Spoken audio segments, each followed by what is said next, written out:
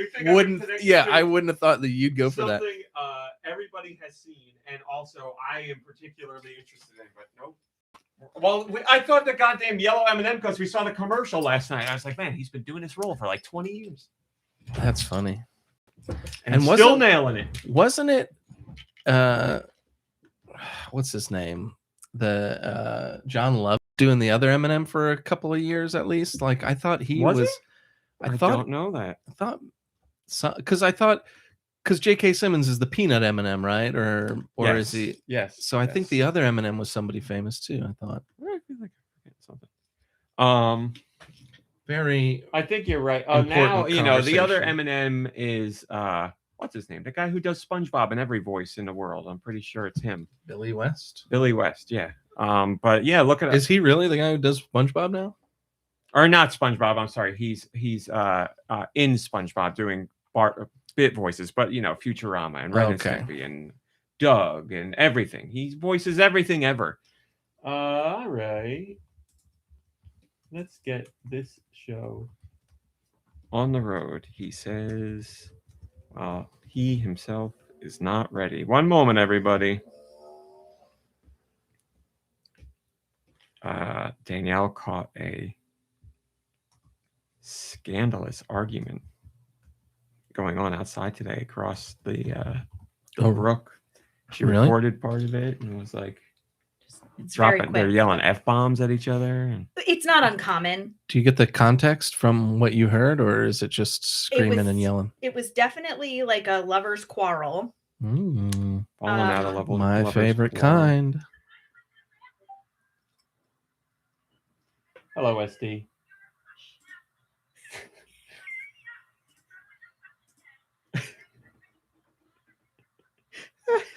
Now that's from my bedroom. Well, that's what I was gonna say. Like, where's the other iPad? I told you where it was. That's where I'm forgetting. What I'm forgetting. What? In my backpack. In the back pouch. In my backpack.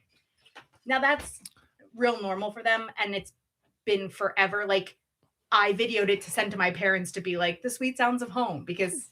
Right. But I thought she was on the phone.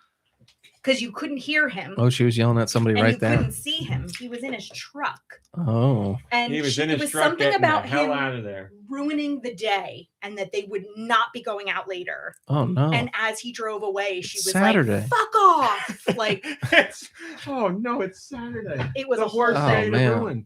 Okay. That's crazy, too, because like you said, it's very far away. And I'm sure they're being loud, but like, they probably didn't think they were being that loud. Like, I'm sure the sound carries way further than you really think. So it does, yeah. I don't want anyone to hear me say anything. Yep.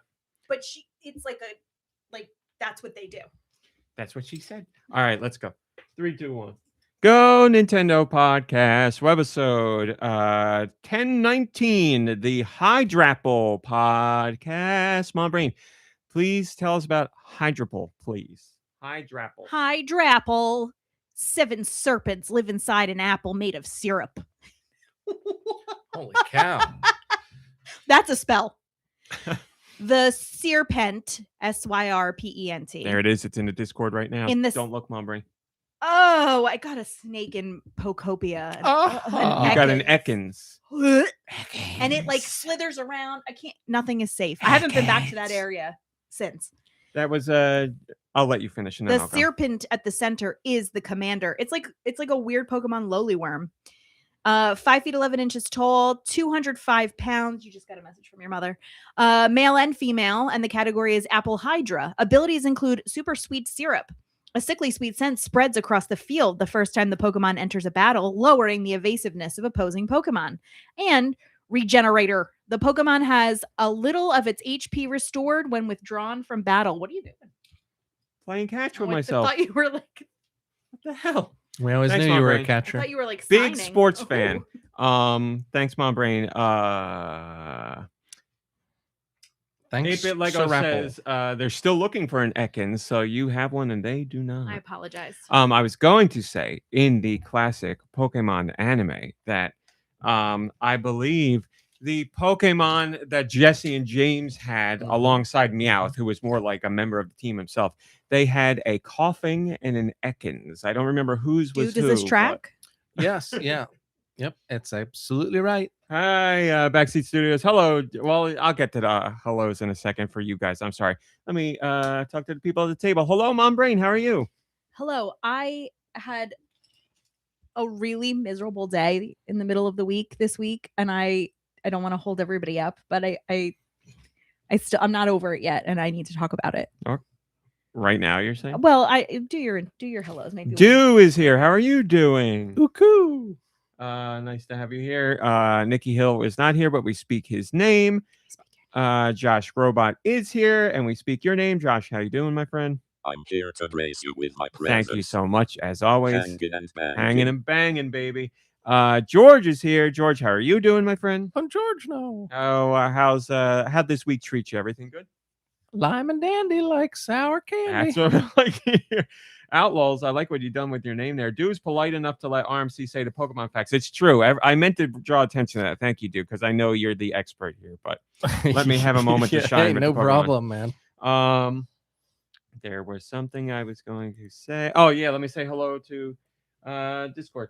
Hello, Outlaws and Red Souza and Tendivision and SD and Sneaker Hacks and Radical Defect and Giant Reggie and Backseat Studios and 8-Bit Lego. And oh, yes, there was that comment I wanted to read. One moment and I'll get to it.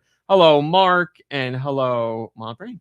And hello, Ice Dilbert and Malik Halo and Gecko Kitsune and Drake. And ooh, we got a crowd today.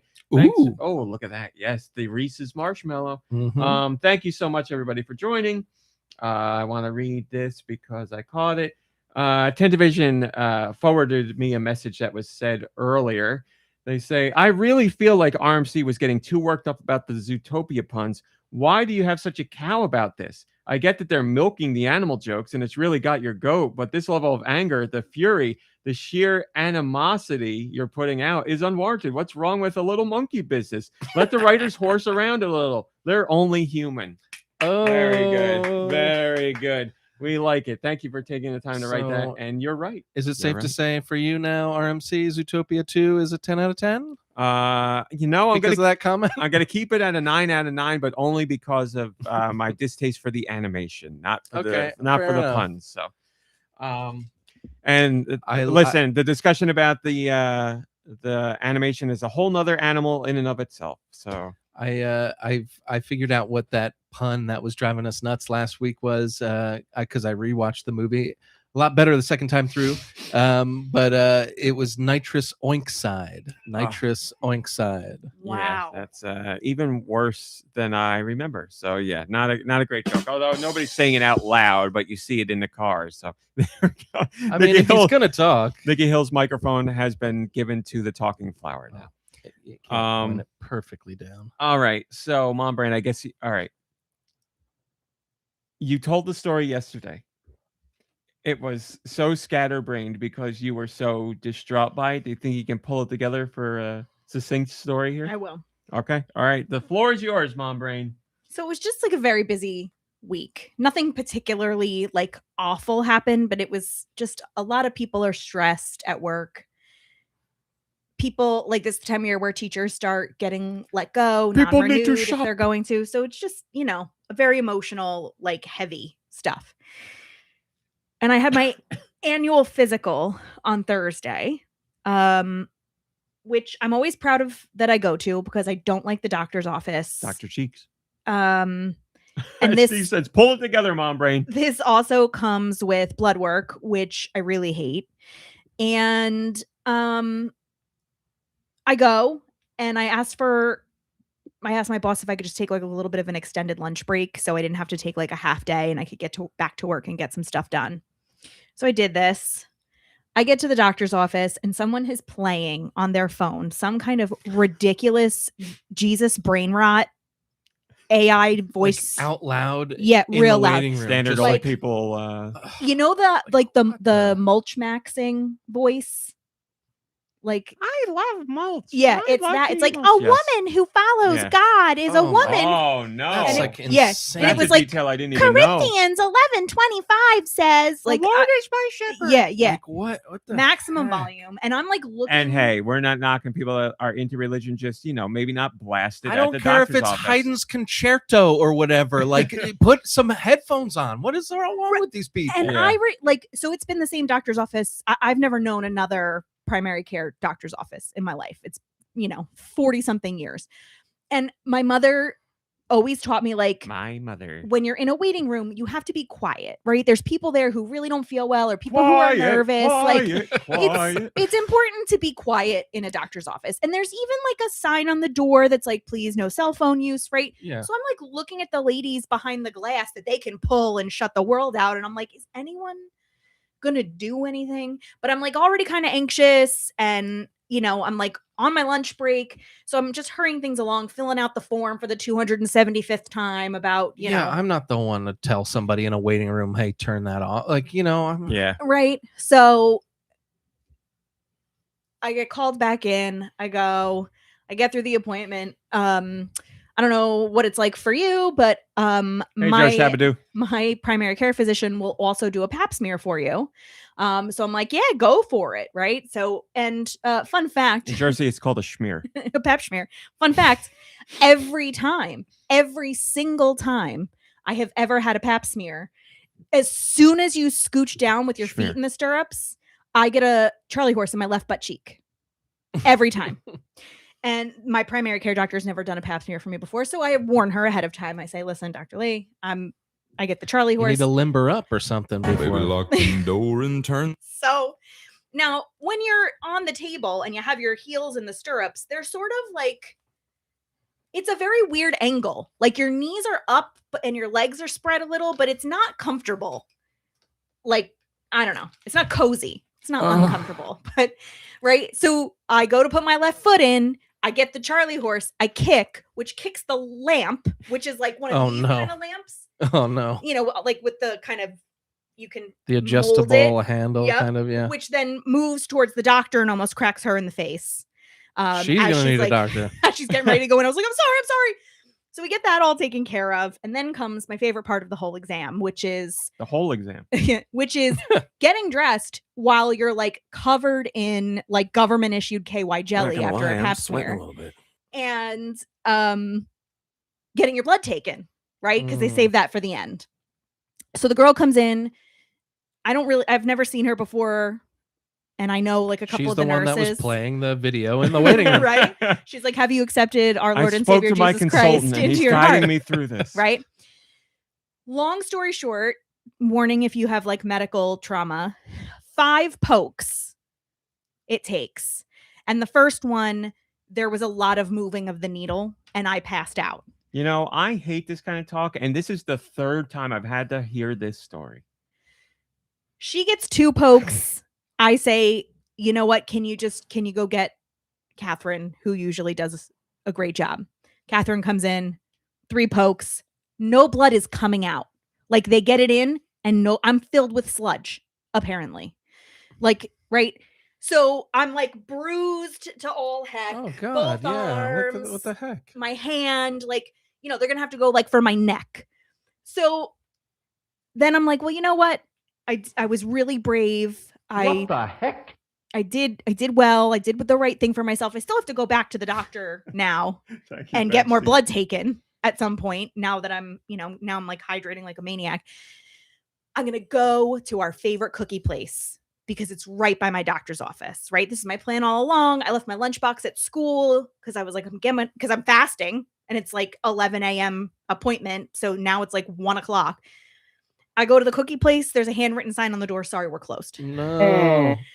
I decide, you know what, Mom Brain, you are so brave and well behaved. And you can do this. So I think to myself, there's my favorite coffee place is sort of on my way back to work. And I'm like, you'll stop there. Yeah. Oh, I get there. I park. It's only street parking and it's kind of far away. And at this point, my body is like ready. All like worked up, right?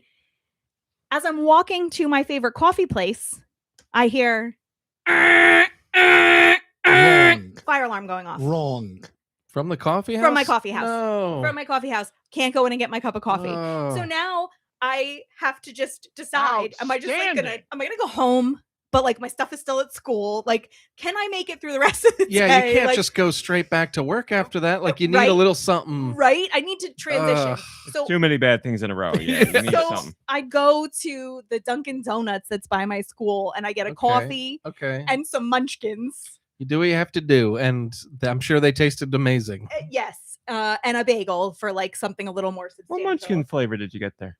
They just gave me like a fistful. So it was like a chocolate. Chocolate?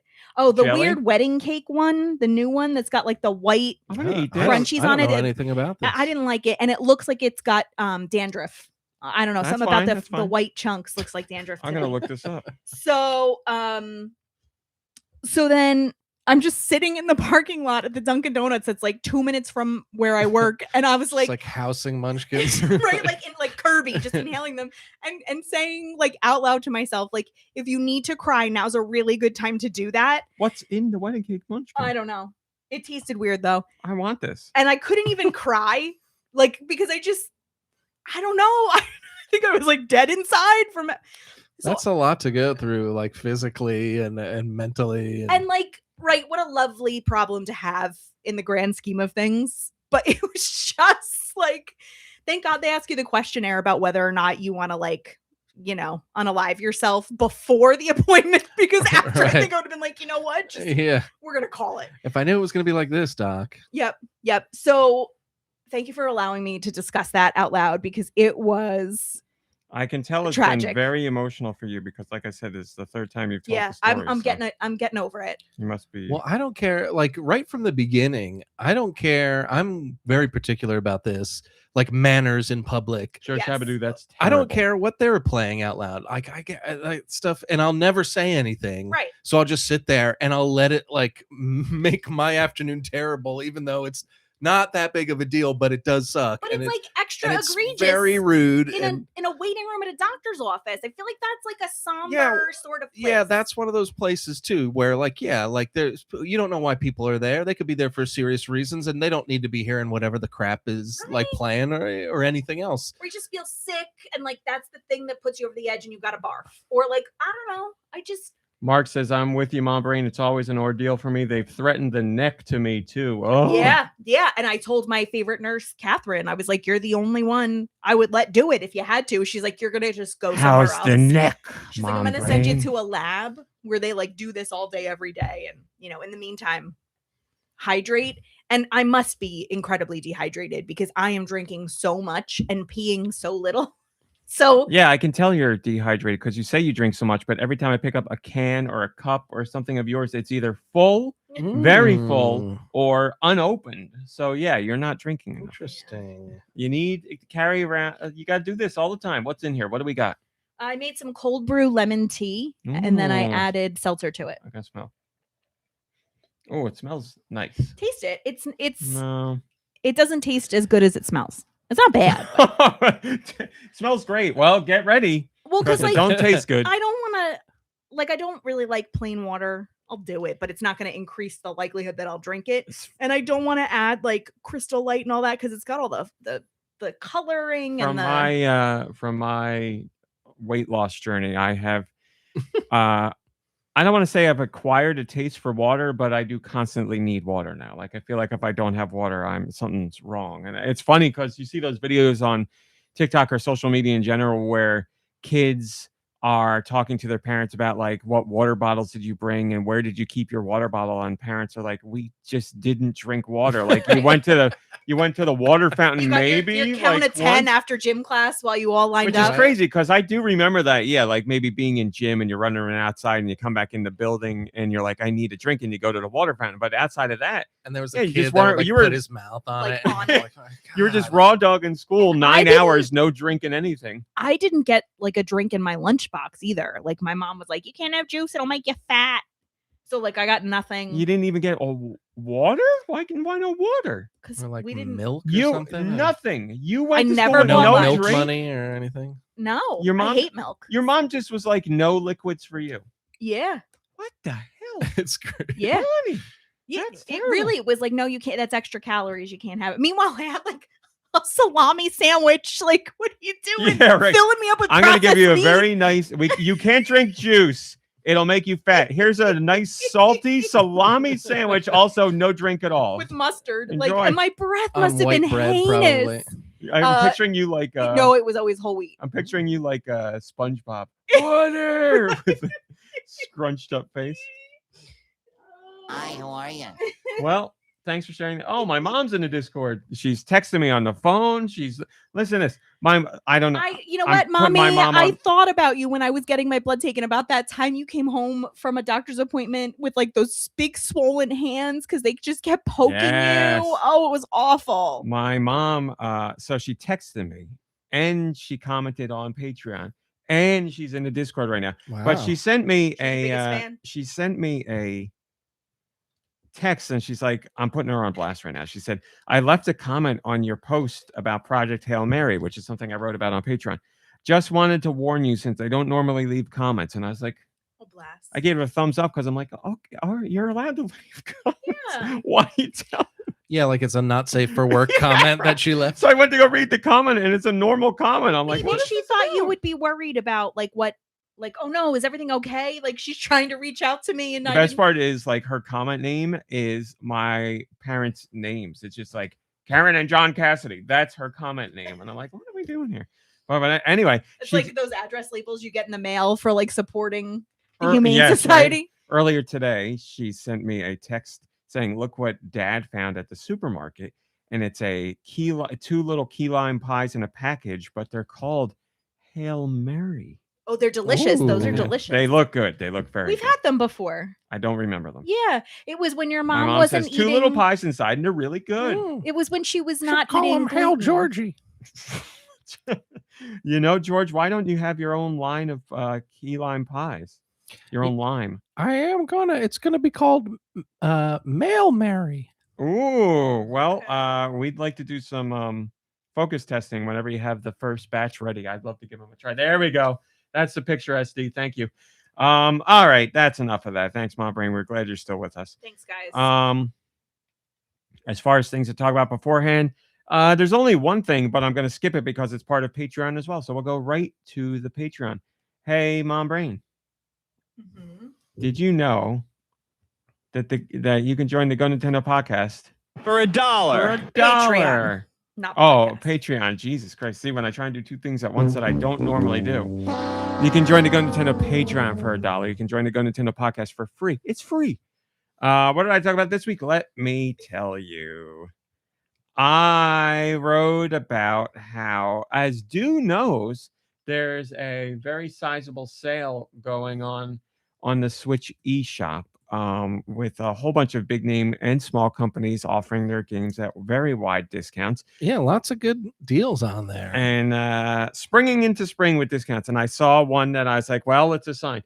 1 second. Mark says, do you guys hide your real names to be funny, or do you legit not people knowing your names? I think at first it was just to hide people's real names, not out of any like serious concern, but just to do that. But you know, we've done over 1,000 shows. Like what, you know, it's the internet back when we started the show is different from what it is now. So everything's out there. We'll never find out that we live in New Zealand. It's great to be from New Zealand. So I looked at the sale and I saw something that was up for sale. And I was like, well, this is time to right my wrong. I saw that the Danganronpa series, the mainline entries, were on sale for an insane discount. Like, because the games are over a decade old, most of them. And I was like, it's always a series I wanted to play. I just never played it. And I was like, now I have to, because the first Danganronpa game was $2, I think it was. And you can get all the mainline games and one of the spin-offs for less than $25. And I was like, well, it's now or never. So I did buy Danganronpa, but I'll talk about my feelings later. I hope Outlaw says, I hope one day we learn Josh's real name. Josh, is that ever going to happen? Will we ever learn your real name? Is Josh Grobot a pseudonym? Are you undercover, Josh? I would like to hear the views of Deux.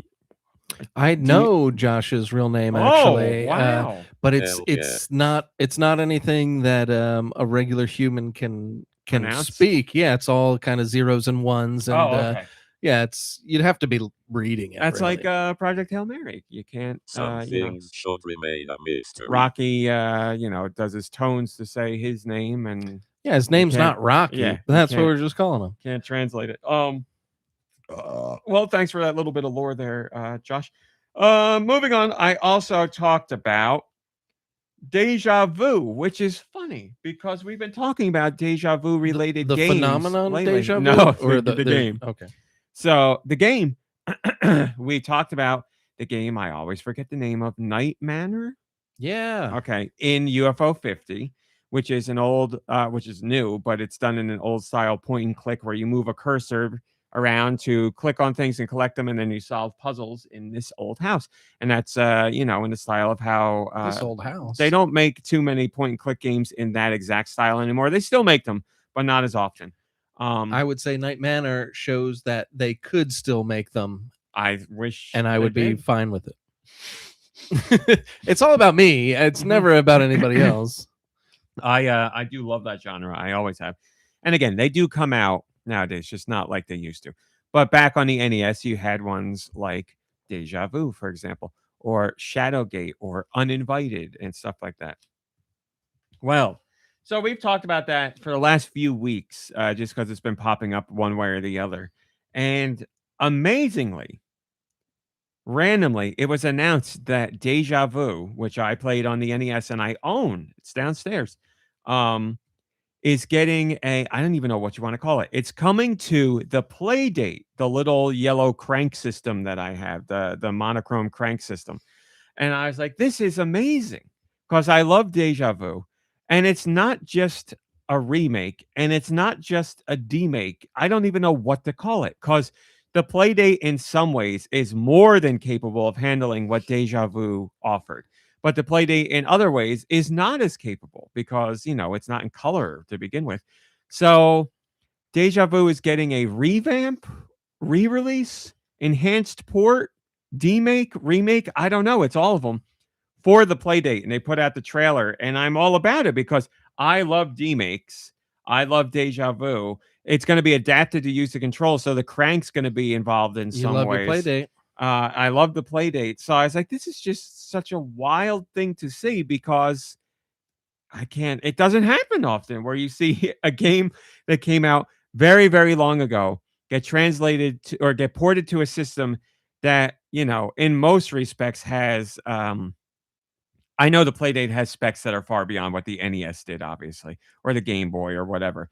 But, when Deja Vu's going to the Playdate, it's going to look pretty much roughly the same as what it did back then, but now you're adapting it to a screen size that's very different. And again, it's just black and white. It's getting a whole new soundtrack. It's kind of a limited audience, right? It doesn't seem like they're doing this for.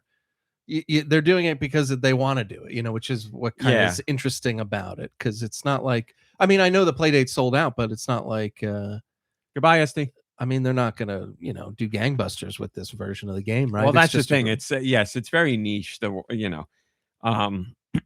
Not just like a port or a remake of a game. It's on the Playdate to begin with, and that has pluses and minuses to it. So yes, it's niche for niche, but we've seen like Ratcheteer came out on Playdate, and then they did Ratcheteer DX for Switch and other platforms. So that could happen with Deja Vu. They could do Deja Vu Redo, DEUX on that, and then maybe that would come out on PC and Switch or whatever. But I'm just so I watched the trailer and I couldn't believe that it's such a unique situation, and the fact that they got the rights to whatever this company is, I don't remember, got the rights to Deja Vu in general to rework that game is also I don't know who owns those rights right now. I don't know how much that deal costs. I don't know what went into it, but there you go.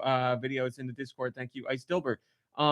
It's all kinds of crazy. It's all kinds of crazy, but I love it and I'm very excited for it. Supposedly it's coming out this year and I will be playing it. I was saying I play the Playdate all the time, but I'm only playing it in very quick snippets on while I'm at my desk. Like if something's uploading or if I'm watching a a presentation where I don't need to pay extreme close attention. I just need to watch certain segments or keep an eye on logos for trailers.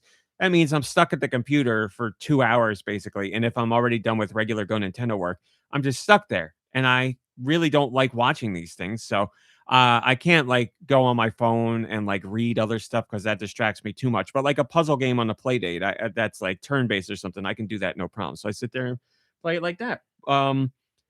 But obviously Deja Vu is more of a traditional game. So very excited that this is happening. Very strange and weird, but I mean that as a positive, and I'll be talking about it more when it eventually comes out. I also talked about the feeling of games that are extremely popular and don't click for you, because I felt that a lot in a short span of time with 2 games, and I'm sure you already know the 2 games, Clair Obscur and Blue Prince. And I am seeing Clair Obscur through to the end very slowly. As I said, I play in spits and spurts, and my most recent spit has spurted out. I'm going back to it, but there was a block where I was playing it every night for like 2 weeks. As I've said before, I really like the battle mechanic. I really enjoy that battle system. I like the exploration as well, but like the more I play it, the less I am understanding why this was game of the year, and not just game of the year, like game of the year from a lot of outlets, and like won tons of awards for so many different aspects. And I don't think the game is bad by any stretch, but I'm at the point where I'd be like, I don't know if I would even nominate this for game of the year. Maybe an honorable mention, but I don't. If I was putting together a game of the year list, I don't know that one would be in the running for me. And I need to finish the game and see what happens. So I reserve final judgment until the end. But as I've said before, the voice acting just isn't doing it for me, and the story isn't doing it for me, and like all the moments that are supposed to be, or I believe are supposed to be impactful and emotional and everything, are falling flat for me in a big way. And It's French. It's French. I hate the French, as I've talked about before on the podcast, which is now I get emails pretty frequently, thankfully, people joking about how I hate the French, or like somebody else send me like, hey, here's the new trailer for Rayman, and then they'll put in parentheses, I know this is French and you hate this, but, and then so but I don't know, we'll see where it falls for me when all is said and done. But the more time I spend with it, the more I am not enjoying it. And I really think a lot of, maybe I'm wrong about this, but I personally believe a decent amount of the coverage the game got and praise it got was from people who just have never played JRPGs before and are playing this, and they're like, this battle system is incredible and I really enjoy it. I'm like, yeah, I do too. But, this kind of gameplay has been around for decades now, minus, the parry mechanic. Sure, that is new to JRPGs, or I'm sure there's some JRPGs along the way that have had something like that. And there's JRPGs that have had action-based command systems before, like, Mario and Luigi and all them. They have things where you can hit a button to lessen the damage a shot does, or hit a button to do a more impactful hit when your attack lands. So it's, more or less it's been there. But yes, parry's a little bit different, or dodge or whatever. Yes, there you go. Tony. Hi, Tony. Tony says the parry mechanic was stolen from Paper Mario. Yeah, like, and I think this is fantastic that people can play Clair Obscur and be like, wow, this is a really awesome system. I just want them to then parlay that into like realizing that it's been around for a really long time and there's so many other games out there that use it. But we know there's people who are like, I don't like cartoons. I don't like games that look like anime. So they've just decided to skip 30 years of games that have all the things that Clair Obscur have from a gameplay perspective. That is stupid. And then they're like, Clair Obscur, it's got realistic graphics and it's got all, and I'm like, oh, this is kind of a bummer for me. But we'll see where it goes. And then Blueprints, I've talked about at length as well. Just I really don't enjoy the random element of, I know what I have to do and I know what I need to do it, and now I just have to hope that the rooms of this place align randomly. And they don't. and I got to do another day. And oh, now the room's aligned, but I don't have the thing that I need. Or oh, now the room's aligned and I can reach the thing that the treasure chest that I need, but then I don't have enough steps when I get there. And like that's just annoying when I have all the pieces of the puzzle. That's what it is. It's like I literally have all the pieces of the puzzle, and there's like 4 pieces that I need to still put in, and I have them in my hand, but somebody is like blocking me from the table. I can't get over to the table to put the pieces in, and I'm like, if you would just move, I could finish this and this would be enjoyable, but they won't move. So that's how I feel about blueprints. But I'm going to go back to both. As I've said, I will 100% finish Clair Obscur. Like I know I'm in the last bit of it, so I will finish it. It's just a slog for me. Blueprints, I'm going to start fresh. I'm not even going to try to pick up where I was before. So I'll start fresh on that and we'll see how it goes. But you hated Alan Wake 2 as well. Maybe you should play that again. I didn't hate Alan I know you didn't. I'm just trying to get you to play it. You're playing all these games you don't want to play. Maybe play something that you liked. Well, I mix and match all of them. And, I've dug myself into such a deep hole now. I've been thinking about writing on it on Patreon, where now I'm at like, I have like 30 plus games going I bounce between them. It's one thing to have games kind of like on deck, but like you've started a bunch of these games. So that's what makes it even harder because where do you go from there? Because I'm like, I don't want to fall behind. And I'm like, I think it might be more important to just play games when I want to play them and to experience them just so I have some idea of what they're about. And, rather than just being like, well, it's on my backlog forever. And then 10 years later, it's like, well, it's still in my backlog. And I'm like, maybe it's better to not put so much pressure on myself and just jump between things and get a little like Homer when he's on the raft and he's rationing and he's like, and then he just eats everything too quickly. I don't know. I mean, one thing I'm worried about with you is you work so much, you have a very limited time to play these games, and I get worried that you're playing them for the wrong reason. Like I'm not saying you shouldn't give these games a shot and like play them to the end, but with the time that you have, maybe what do you want to play and then play that. I'm only playing what I want to play. Yeah, it's just the problem is, as you know, I want to play everything.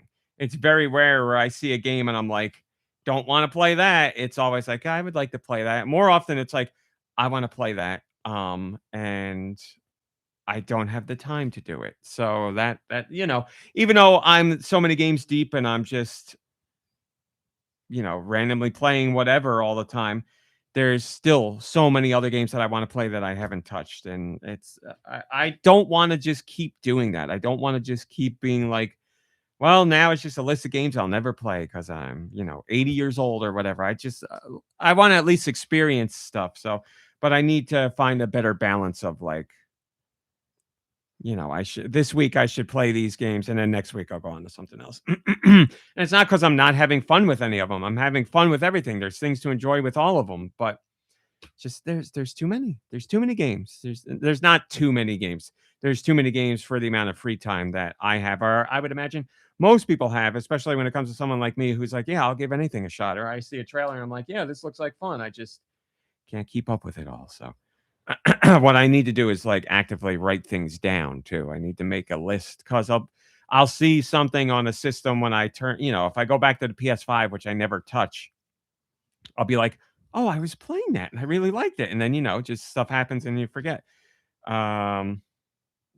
So my life is a wreck as far as what I'm playing and when I'm playing. But yes, I don't like the feeling of like games where they are so critically praised and audience praised and I go to play them and that opinion has nothing to do with my own opinion. Like I can formulate my own opinion just fine. It's just sad because I'm like, oh man, so many people really like this and I'm either not enjoying it or I'm like very much on the other end of the spectrum. It's just disappointing. So that's how I'm feeling right now. And I, as I said, if I can give Gears of War 6 tries before I like it, I can go back to Blueprints, obviously. And I'm sticking with Clair Obscur and I, when I first went back to Clair Obscur, I picked up from where I left off, and that was like 8 months prior, but I got right back into it and it was fine. So I'll be fine with that. With Clair Obscur, I'm at the point where I'm like, let's wrap it up, people. Let's get out of here. Like, I'm like, I get it. I've seen it. I've done it. I don't know, like, what's going to happen in this story as that could turn things around for me, but we'll see. But I'm like, I want to close the chapter on this one. So who knows? It'll be soon, but not soon enough, for my opinion. I also wrote about the rumor of the week. My cousin is sending me very sad news. I talked to her about there's an Undertale, the Determination Symphony, which is touring worldwide. And it is coming to our home state of New Jersey in November. New Zealand. So sorry. In New Zealand. And I sent it to her a couple days ago because her children are really into Undertale as well. And I love Undertale's music. So I was like, this would be really cool to go to. It's already sold out. Completely sold out. Oh. Completely sold Must out. be popular. So she texted me and she said, can you believe it's already sold out and the resale prices are ridiculous? Well, we have some time before it happens. We might be able to snag some tickets. Yeah, well, I could always pull the old press thing and email them and see if I could get tickets that way, but I feel like a piece of garbage doing it. Yeah, but if you do it for children. Yeah. For children, what are you talking about? For them? No, I'm not going to be like, hey, I'm press. Also, I have 6 people coming with me. It's not like that. If I was going to go press ticket, it'd be like 2 tickets at most. But like I said, I feel bad doing that. I don't want to do that. Tentavision says, I want to go. Me too, my friend. Me too. Well, there's still the one in Philly. We could swing that. I know New Zealand to Philly is a big trip, but I'll have to see if that one's sold out. But anyway. Man, remember when all this stuff was like considered nerdy and like you could probably get a ticket easily? Not we anymore, went to the baby. Zelda remember Symphony? it by others being considered nerdy. Yes. Was it the Zelda Symphony? As Yeah. a young Rami Cowboy used to lay in bed at night and feel so sad about that. When we went to the Zelda Here we are. Symphony and the line for the men's room was so long and I just sauntered right into the ladies' room and I was like, this has never happened. Yep. Well, we live in a different time. I also wrote about the Mario movie as far as the rumors of Fox from Star Fox appearing in the movie, because that rumor's been around for a while now, where there's that one trailer where there's something or someone standing off to the side and you can't see exactly who it is. Let's have a little fun. But people are like, that's Fox McCloud, because it certainly has the same colors. I don't It has the same colors, High Blood Ocean, of what Fox wears. There's silver and there's green and there's red, and that looks like Fox colorings to me. And do I believe it's actually Fox? I want to believe it's Fox. Do I actually think it's him? Do you believe? Probably not. But since that trailer, we've seen other clips and stuff, and there is another clip where it brought up a point where I was like, oh, now you're making me really think there might be something to it, because in the Super Mario movie, the original, when you see Mario and Luigi's room, on top of the TV in their room is an R-Wing, a model of an R-Wing, which is the ship from Star Fox, or one of the ships from Star Fox. Well, in the sequel movie, as we've seen in some of the trailers, Mario and Luigi have recreated their room, but in the Mushroom Kingdom. And it looks almost exactly the same as it does in the original movie. But there's one big difference. The R-Wing is not on the TV anymore. So why bother to painstakingly create or recreate the room, but then purposefully remove the R-Wing model, unless you are turning something from being non-canonical into canonical? Now, does Star Fox or Fox McCloud and all that gang exist in the Mushroom Kingdom universe or whatever? No. But and it's not like if I saw that in the movie, I'd be like, they don't go together. I wouldn't care. Relax. We're not done They yet. could canonically exist in the movie universe, and that'd be fine for me. In all seriousness, I don't care what it is. If Fox popped up in the movie, I would be very excited. So I talked about the rumor and the likelihood of it being true or not, and just basically how I just really want it to be true. And I don't care if Fox pops up and he's like, hey, Uncle Andros sent me. I don't know. And then like he disappears. I don't care what it is. If it's I don't care if it's 2 seconds on screen in the background or like a speaking part, whatever. I would just love to see it. I just really would love to see it. And It's the Super Mario Galaxy movie. So Mario and the whole gang are out around the galaxy, flying in outer space. And I don't know if you know this, but Fox and the gang spend some time in space, although they're in the Lilat system. Do a barrel roll. Thank you. Corneria, fourth planet, and I don't remember what he says, but it starts like that. Corneria, something in the Lilat system, and then blah blah blah blah blah, and then good luck. But I guess I would love to see it. I'm sorry you're not getting that. It turns out that it's not Fox McCloud in it. It's Charles Martinet. It's Prince Tricky. Prince Tricky is in it. What? Is Prince Tricky the guy from Wonder? No, Star Fox Adventures. The dinosaur is Prince Tricky, and they do people really love. His name? I had to look it up just now.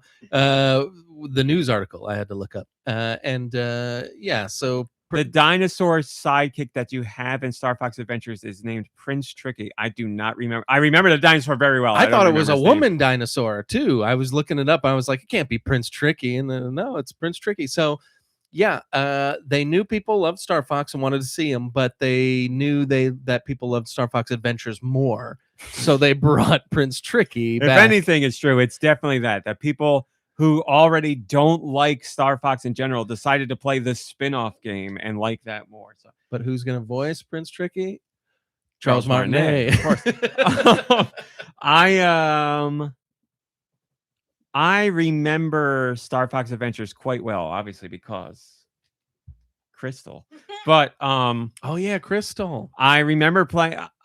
I need to see if that game holds up because I remember playing it and really liking it because basically it was Zelda, but you were playing as Fox McCloud. And as a Fox McCloud fan, what more could you want? And I also remember the sound of the staff that you beat enemies with being really enjoyable. Like it was very like thwippy through the air, and it had a really good connection sound when you cracked into something, and I remember it being so satisfying. But yeah, I remember really liking that game, like a lot. I thought that was a very I give that game a lot of crap, but I'm sure it's fine. Hello, Rotzel. Is that our eventual return to the Patreon video series? You playing Star Fox Adventures? Because I'm sure we could Mystery Science Theater that one up really good as we're playing. That would be fun. Because I've forgotten so much of it story-wise, and I've forgotten so much of it in general. Well, how amazing is it that I mean, look, I've played Star Fox games, but like I never owned any, and I never beat any, and I never played them. You know what I mean? So how funny is it? How is it that the only one I owned and played? Thank you. 4 p.m. Talking Flower. Thank you. How is it that the only one that I've ever owned and played is Star Fox Adventures? Oh my God, you're right. Tony's right. The GameCube collection, as you know, the Nintendo Classics GameCube collection on Switch too. Star Fox Adventures could show up there at some point, and that would be fantastic. That would be your way to play, and you'd have traditional saves and rewind too. So, I mean, that'd be it. That would have to be the way. If that game comes out on the Switch too, then I will definitely replay it. But yes, it would have to. You'd think eventually. Well, you wouldn't. Nothing has to. I would say that seems like a lock. Yes, that really does seem like one they would bring out. I'm surprised. Like, let's put it this way. I love Chibi Robo to death, but if Chibi Robo came to it, then yes, like Star Fox Adventures could come to it. Because as far as I know, Nintendo's pretty much done with Chibi. Well, maybe they're done with Star Fox too, but until he's in the movie. But well, yes, I would say that's a lock at some point. That's got to be like on Nintendo's easy list of like one day we'll put that out. Yeah, it's a first party, rare developed Nintendo franchise. There's no reason for it not to show up at some point. I can see Star Fox being popular like as a movie, you know what I mean, like for kids and stuff. Like I think it would be right up their alley. I think now is a very good time to dabble in Star Fox, and I know Miyamoto really loves that franchise, and he's always seen it as something that could be like a TV show or a movie or something like that, because obviously it's inspired by Thunderbirds and other shows of the same ilk. But now it seems like a really good time to make a move on that. And let's be completely honest. We can't look at the last Star Fox game as any example of anything, because you can't be like, that Star Fox game that came out in the Wii U's final moments sure didn't sell well. It'd be like, that's not a fair gauge of anything. That's for sure. Yes, I will never forget that there was an E3 that's had Star Fox stuff because that was the Wii U one. Like I was like, this goes to show how little Nintendo has for the Wii U and how we have the final nail in the coffin of the Wii U because Star Fox is the main focus of an E3. And I was like, this shows the Wii U's on its way out, but boy, am I happy we are getting this. That gave us, come on, they gave us the Reggie Miyamoto Iwata puppets and the Star Fox puppets and all that. It was a fantastic E3 presentation-wise. And those were content-wise, Muppets, no. right? They were like made by I don't remember. Jim Henson Studios? I honestly don't remember. I just know I loved it. I loved it. I loved it. I loved it. And if I could have... Where do you think those are? I was going to say, if I could have any part of Nintendo history, the amount... I would tear up looking at that every time I walked by it. Like that would be amazing. Like I cried when I met Miss Piggy? The real Miss Piggy. Yeah. Not puppets or plush dolls. The real Miss Piggy. Yeah. But anyway, Star Fox and the Mario movie. Well, there we go. Thank you, Russell. We'll find out in just once a week's time. Once the kids see Prince Tricky, they'll be clamoring, and then Nintendo will make a move with new Star Fox stuff. Kids love dinosaurs. Prince Tricky is a great name for like a guinea pig. It's a great name for a pet in general, which Yeah, is what he was to Fox in the game. Not really, but I look at him as subservient, even though he's a prince. Moving on. I talked about the Sonic title teaser. So, as you may remember, the Sonic movie, when the first trailer for the Sonic movie came out, the internet lost its mind in a bad way because it had ugly Sonic in it. And very surprisingly, and will we ever know the truth behind it? Maybe, maybe not.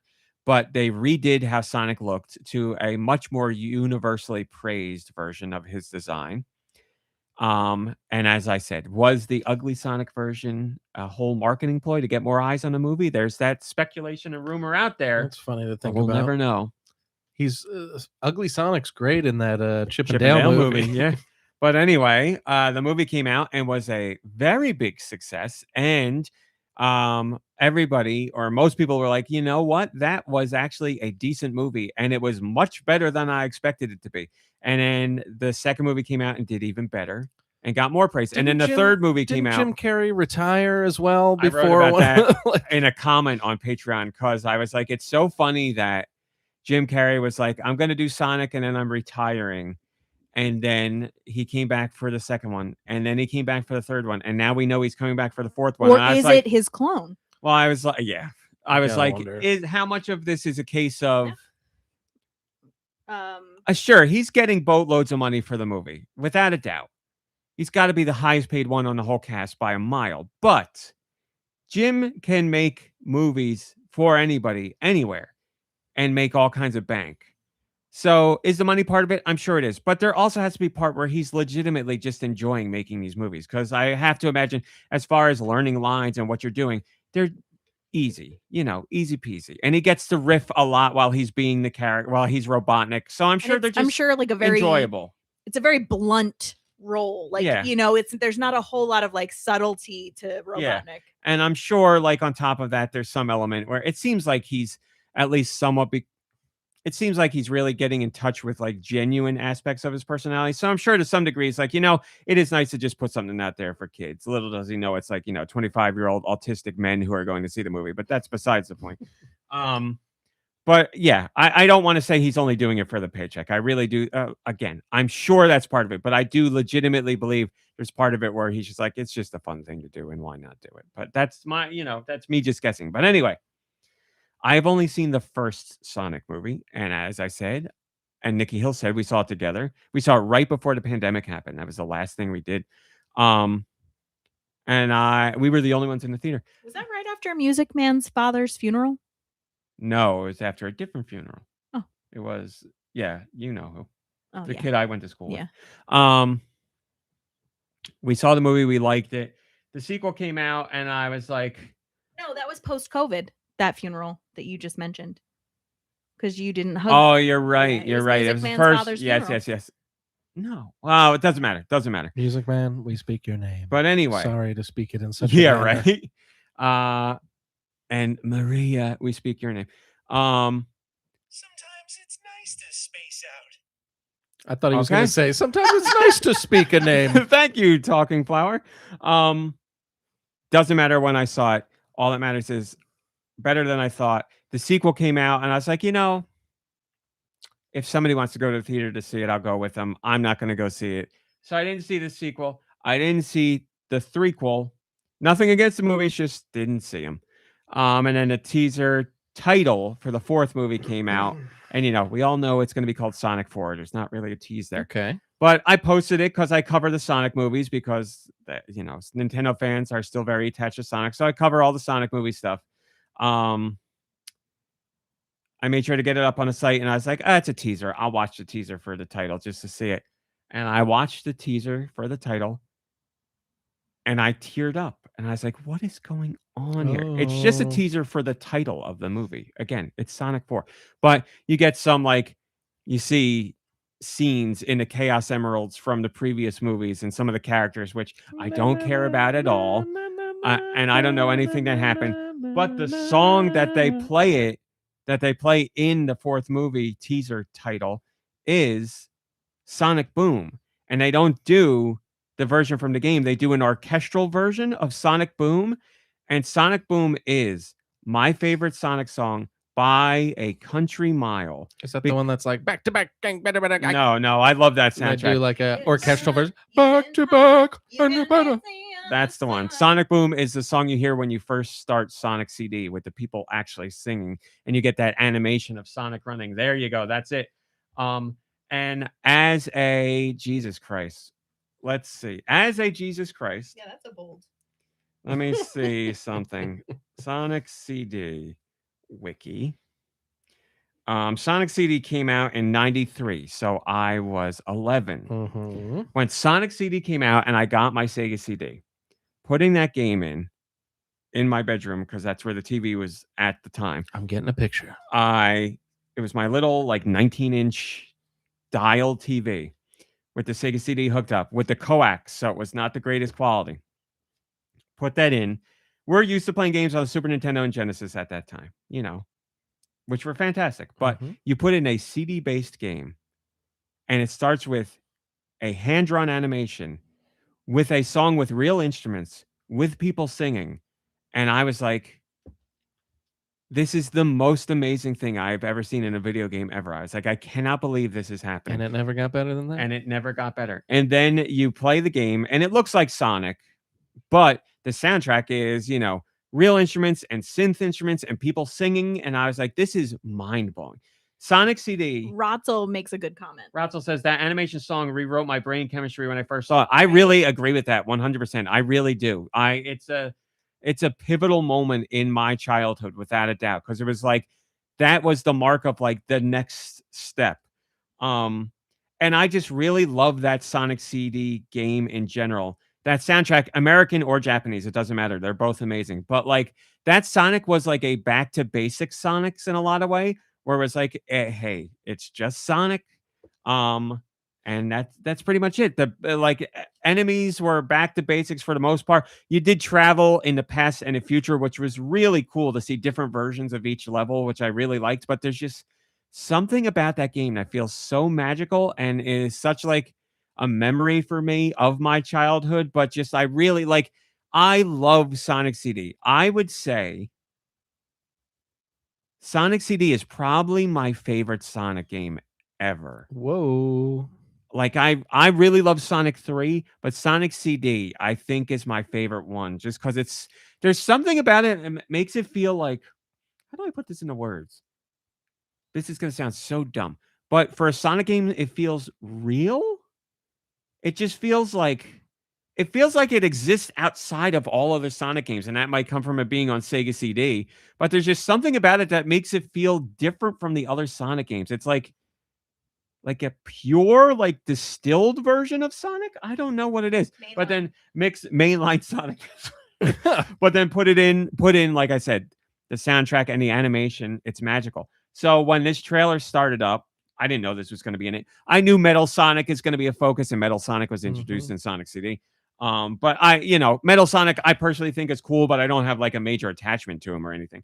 But I don't have like a crush on him or anything. It's not like he's hot or anything. It's not like he's really sexy. Wait, you get to play as Metal Sonic? Or? No, you race him. He's the main bad guy, minus Robotnik. He's the main bad guy in the game, and you race him in the game. And is this the same Metal Sonic that's in 2? Sonic the Hedgehog 2? Yeah.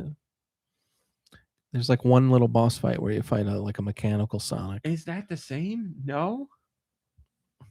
I don't know. My Sonic, I mentioned this in the Patreon. My Sonic history, as far as what's lore and what's canon, is not anywhere near as good as my Mario. So, different, says Centivision. Okay, I remember that one, and he looks exactly like Sonic in that one, Pretty but much, bigger. Yeah. Yes, and you fight him at the end, right? Yeah, it's like when Robotnik's in that like big, yeah, that thing. Yeah, I thought they were different. I wasn't sure, so they are different. So yeah, Metal Sonic and Sonic CD is like, he's really cool. He's got like visor eyes. He's got like the shape of Sonic eyes, but it's like a red eye, and he like flies rather than runs. Okay. But he hovers more. He's like hovering across the ground. It was like a really cool character. Metal is the coolest one. There you go, says Centivision. So yes, just all right. So you start the trailer. I'm gonna go onto YouTube and play. You start the trailer, and you know how I am with music. I'm an idiot savant when it comes to game music. And the trailer started up, and I was 2 seconds into it, and I was like, "What?" And I just started to tear up. So it starts how every trailer nowadays starts, with just a note. You'll know it when you hear it. It's a note all trailers do to let you know, like, you're gonna watch something serious.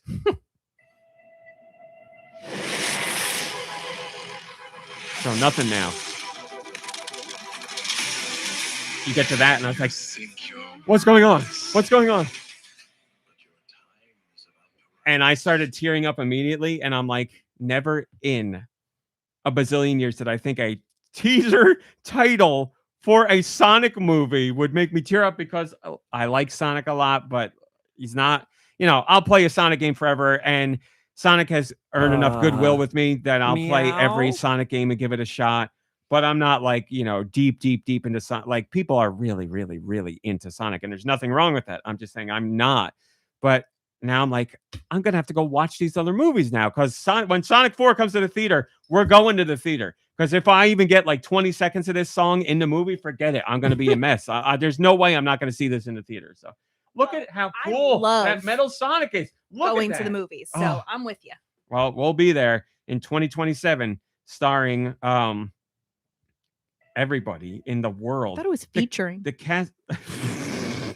The cast that these movies get blows my mind, because like, to at least some degree, it rivals the Mario movies for as far as like stars that are recognizable with name recognition. And they just keep adding people in, and I'm like, man, how are they pulling these people? I want to get you the full cast. Here you go. So the cast of the movie, returning and new stars. Sonic 4 will have Jim Carrey, Ben Schwartz, the voice of Sonic, Kristen Bell, Idris Elba, who's the voice of Knuckles. Kristen Bell is what? Amy, I guess? Keanu Reeves, the voice of Shadow, James Marsden, who's been in all of them, Tika Sumpter. Here's your new additions. Ben Kingsley. Sir. Doesn't say sir here. I wanted to add it in. I don't know. Has Matt Berry been in other ones? Because Matt Berry is in this. Nice. Nick Offerman is a new one joining the cast. Like, it's nuts. I don't know what's going on, but I'm happy. Like, it just makes me so happy that this is what Sonic fans get, where the first movie took off. They all have made more money than the previous movie, and everybody involved is like, okay, let's get some people in here and let's make these what fans actually want too. So listen, everybody in the comments on Patreon was like, 2 was better than 1 and 3 was better than 2. Wow. These movies just keep getting better. And somebody in the comments said, hey, Stevie, good to see you. Somebody in the comments said it in a great way. They were like, these movies have gotten progressively better to the point where now I'm expecting Sonic 4 to be a legitimately good movie. And I was like, that's a great way to put it. Every movie has gotten better along the way. That's the kiss and of gotten death, better though. than your expectations. But now they've gotten so good Sonic 4, you're like, I expect this to be a legitimately good movie now. No way, kiss of death. Now that you expect it. I think it'll be fine. It seems like the people in charge of what's going on know what they're doing and actually care about Sonic. And well, just the fact that they had that Sonic CD song in the teaser seems like somebody who's a fan is somehow involved in this. I know they've done another very popular song, Live and Learn, for Sonic fans. It's like Live and Learn is pretty much one of the, if not the holy grails of Sonic songs for Sonic fans. Is that the one that goes back to back? That's Live and learn and get down on your back. I would sing Live and Learn if I could hit the notes that Crush 40 can hit, but Live and Learn. Listen, Live and Learn is a song that I said it's on Patreon, ironically and unironically love. Live and Learn is so quintessential 3D era Sonic that it hurts. It's a fantastic song, but it is butt rock cheesy to the max. Right. But it's a great song. Like, it's a catchy tune, but it's cheesy, and there's nothing wrong with that. Hanging on to the edge of tomorrow, live and learn. Yeah, it's well. Listen, I remember hearing it when I was playing the game when it first came. What was that? Sonic Adventure 2 had Live and Learn. Yeah, it's a great song. It's a great song. But yeah, so the people involved with these movies. Listen, the first one has its musical motifs and leitmotifs and callbacks to Sonic songs. So yeah, they're the people involved know what to do and when to pluck those heartstrings and all that. So I wonder what Matt Berry is gonna play. You are the most dastardly hedgehog in Green Hill Zone. I don't know, but yes, I'll take him in anything. So yeah, there you go. The teaser to Sonic 4 made me tear up, and now I will be watching Sonic 2 and Sonic 3. I have until 2027 to watch them, and I'll probably watch them very soon. Oh boy. Oh no. Who's here where? Oh, Rudy Duty's here. Rudy Duty. Rudy Duty showed up today in my bed, and I haven't seen him in years. Oh man. Like, where did he get here from? Rudy Duty has returned. He'll sit on Nikki Hill's mic for the time being. He doesn't smell like a candle. He hasn't smelled like a candle in years, right? He's lost. I'll have to send him Rudy Duty, for those who don't know, is a plastic frog that hangs out with us, and he used to smell like the candle drawer that he was kept in for years. My mom's terrified of frogs. Smelling his taint. So he used to live in the candle drawer. My mom was a big Yankee Candle lady. And I would take him out and hide him and scare the bejesus out of her. Rudy has lost all the smell. But you know what? She still has a candle drawer in Florida. We need a candle drawer. So yeah. You know what I should do? It's like that guy on TikTok. Have either of you seen the guy on TikTok who for over 800 days has been spraying his hands with dog medicine? To roughen them up? Yes. No. And he like pushes them into the thing. Have you not seen this guy? No. Every day for over 800 days, he sprayed his hands with dog medicine, which makes your hands tougher. Like dog water. And he's done it every single day, and he's been showing what happens with his hands, and he's showing that more or less he's gotten superpowers now. When his hands have unbelievable static electricity. Like he moves his hands over like salt or sand, and he's like an inch above all of it, and the sand's like exploding everywhere. Like he's got a superpower, and like he can now use his hands and his knuckles as sandpaper on wood. Oh, he can do it on a block of wood and sand it down, and he's totally fine. Oh, so God, he's like the Thing now, except just on his hands. So go check that guy out on TikTok. But that's what I was going to say. Every day I should spray Rudy Duty with the Mario Galaxy body spray that I have, and just keep doing it every day and rub it in, and then see a year's time we'll see how long this thing hangs around. But anyway, Rudy Duty, welcome back. So anyway, Sonic movie, that's that. We did that. Oh my God, Jesus. We got so much more to talk about. The last thing, which I left on purpose, is I've talked enough. Mom Brain. Yes. We went to go see Project Hail Mary last night. We did. We will avoid spoilers. Don't worry. But we both read the book. Deux has also read the book, but he didn't see the movie. We saw the movie last night. We have read the book, Mom Brain. I'll let you speak to it. No spoilers, please. Okay. So I loved the story, but I did not Of the book. Yes, but I did not so much enjoy the book. I think we've talked about it, so I'll just, briefly. There was just so many pages of like facts, science facts that I respect, but I wanted the story to move along. So the movie, we happened to go, there were 3 of us who had read the book and 1 who didn't. So it was kind of an interesting, it was good to get the perspective. I have never in my life liked a movie adaptation of a book better than I liked the book, and I think this is the first time. I'm not a big crier. What? At movies and TV shows you are too? No, just in general. Like I don't really I'm not a big crier. Yeah. There were, and I read the book, right? Like I know how everything turns out. So there were a couple of times that really hit me hard. I think that the movie had a really beautiful blend of staying true to the book. The book had a ton of heart, just so much heart, and the movie kept that. I don't know the right, so please correct me, I don't know the right phrase, but like the sound design and the soundtrack, right? The music, but original also score for the film. Yeah, but even the non-original score, even like the licensed music, fit beautifully. I think we all at this table are apparently there's a subset of the population who doesn't get goosebumps from music, which I think is a sad way to live.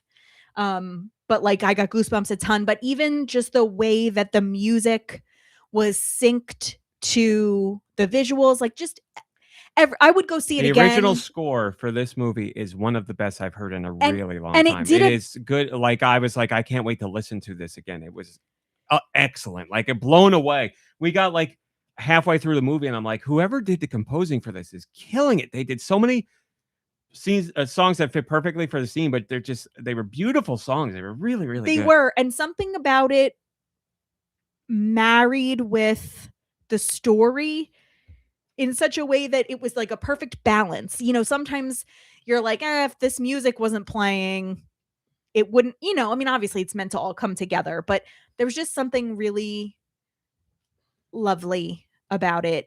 It was an incredibly satisfying movie, and our friend who did not read the book, and it's like a 2.5 hour movie, so it's kind of a commitment.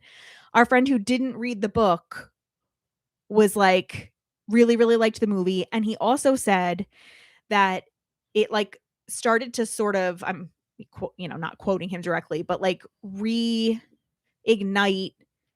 his like love of a movie. It's like kind of like bringing back just a good movie. Him and his wife were both like, this gives me faith in movies going forward. It's such like a quintessential, I know it's not summer, but like summer blockbuster. But I'm glad it's not a summer blockbuster, because I feel like in a summer blockbuster you expect like over the top like effects and stuff. To me, when I think summer blockbuster, I think of like a fun, exciting.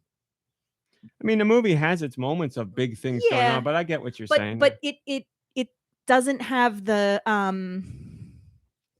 like the glossiness of like it's a very personal, heartfelt story. Yeah, and there's very few characters. I mean, I don't think I'm giving anything away when if you've seen the trailers, right? There's very few characters. So like they have to be very well done and very well played. Mary and right. Well, so I was just very, very pleased with the movie and the experience. And I would recommend it to anybody who read the book and anybody who didn't. Yeah, I'm not going to speak any more to it just because I echo the sentiments. Like I've only, as I wrote about on Patreon, the specific point I wrote about on Patreon was I started reading books as a New Year's resolution a few years ago. I haven't read a ton of books, but I continue, like I read a chapter a night of whatever book I'm reading. So that's why it takes me a while. I think Deux would really like The Raven Scholar. Well, we'll talk about that. Okay, let me finish my thought. Now I lost my whole train of thought. Sorry. What was I going to say? You've been on a roll with reading. Oh, this was the first time I have read a book and then gone to the theater to see the movie. I've seen book to movie adaptations before, but I never read the book. This was my first time having read the book, and I was like, I feel like We're really proud of you. I feel like I cheated because I often hear how bad the adaptations are, how many people are like the book is way better or they changed too much. And this, I was like, well, I read the book. This didn't really change anything from the book, and I felt like it did exactly what it needed to do. So this was a perfect adaptation in my eyes. So it was nice to see that. But yes, I know I really don't like to. I try so much to avoid hyperbole, and I stress that often. And this is going to be as much hyperbole as I'm willing to go into. And I feel a little uncomfortable saying it, but I'm still going to say, if you see this movie and you don't at the very least enjoy it, like just like it, I'm not saying you got to love it, but like it, I would fear for you as a person, because I don't know what there would be to not like, unless maybe you're afraid of outer space. I don't know. Like, this just seems like such a surefire. Like, this is one of the very few movies I can think of where I would recommend it to everyone. Mhm. There's no reason I wouldn't recommend it to anybody. Yeah. And more often, you have so many reasons to not recommend a movie to somebody. Or shit. Buds can't get us here, right? No, Bowser and his buds can't get us here. Talking Flower, you're safe. But Bowser's like right. Yeah, that's right. That's true. But yeah, like I really think chances are you will at the very least have a nice time seeing this movie. But I think it's a fantastic movie. So a real movies movie. A real movies movie. Now, I'm not someone who's down on movies in general. I think if you think movies are bad or haven't been hits or aren't doing it for you lately, I think you just need to cast a wider net, because I don't ever think there's been a bad time for movies. Just maybe there's times where you need to dig deeper to find movies that click for you. But, you know, there's tens of movies that come out every single week. So you just need to broaden your horizon. It's like saying there's no good video games now. Well, have you tried games beyond the major third parties? Have you checked every system that's available to you? Do you follow indie games, or are you trying mobile stuff?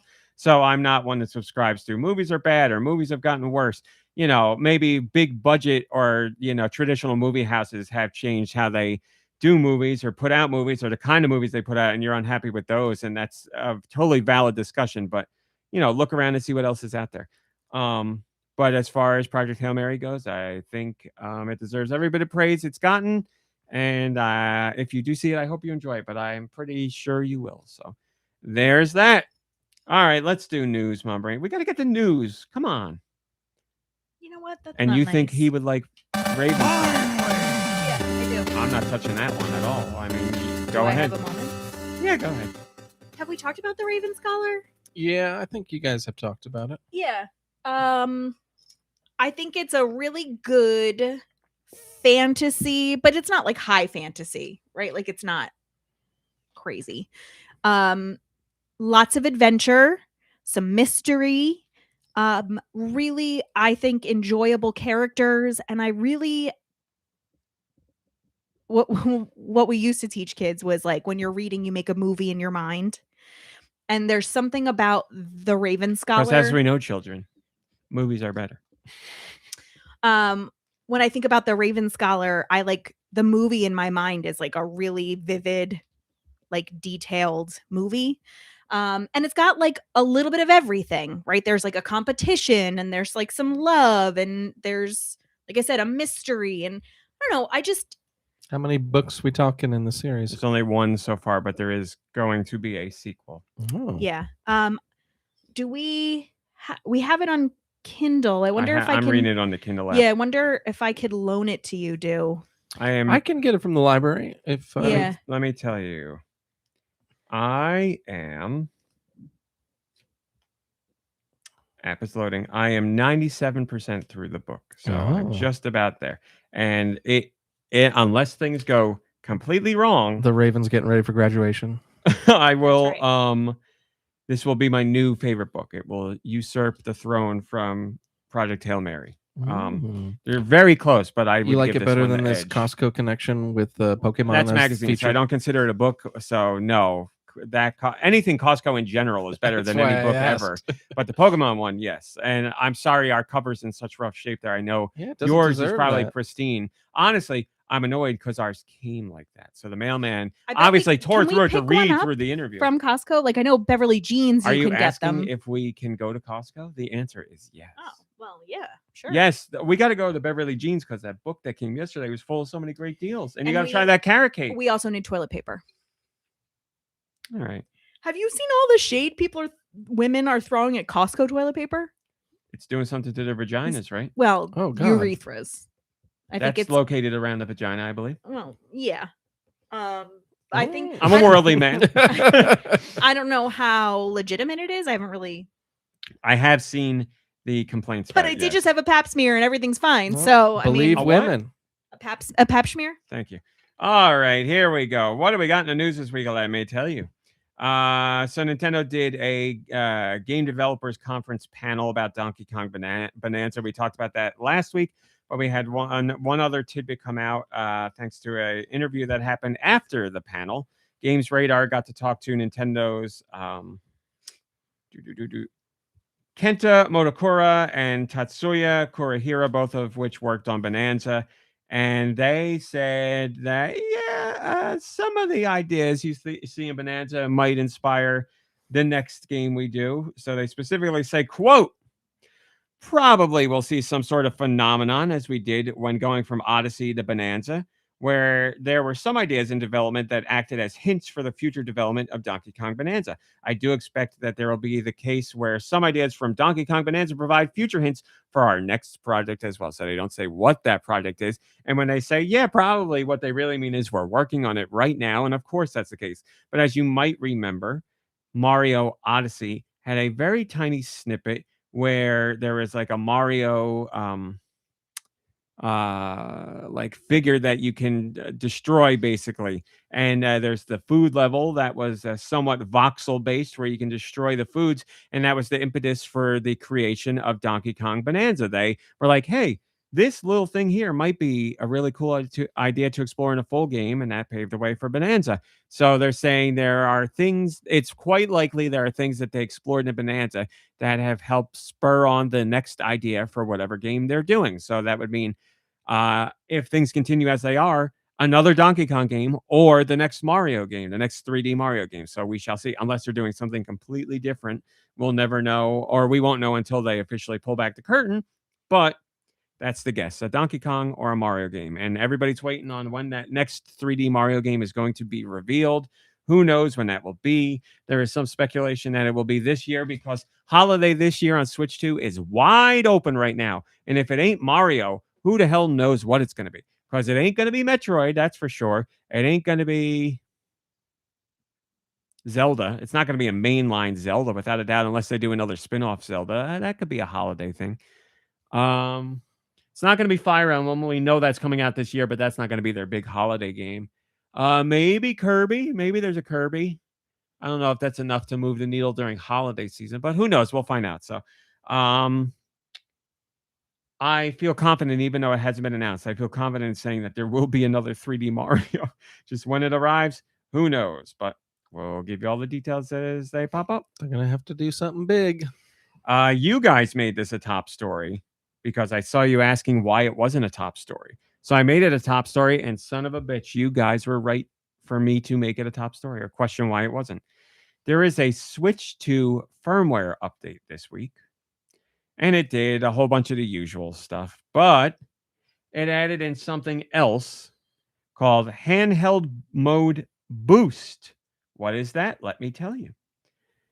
If you are someone who plays Switch games on your Switch 2, specifically in handheld mode, this mode is for you because now you have a boost option. You have to go in and turn it on. You go to System Settings, then you go down to the System section of System Settings, scroll down to where it says Nintendo Switch Software Handling, and then select Handheld Boost Mode, either on or off. And this is this will drain your battery a bit more, but what it does is gives a boost to playing Switch games handheld on your Switch 2 and will make them run as if you were playing them docked on the original Switch. Whoa. So that means they'll run a little better and they'll look a little better.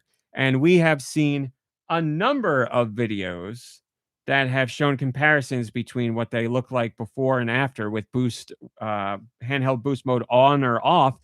And it, even to my eyes, who doesn't care about this stuff, it makes a measurable difference. My eyes. I have seen comparisons between all kinds of games.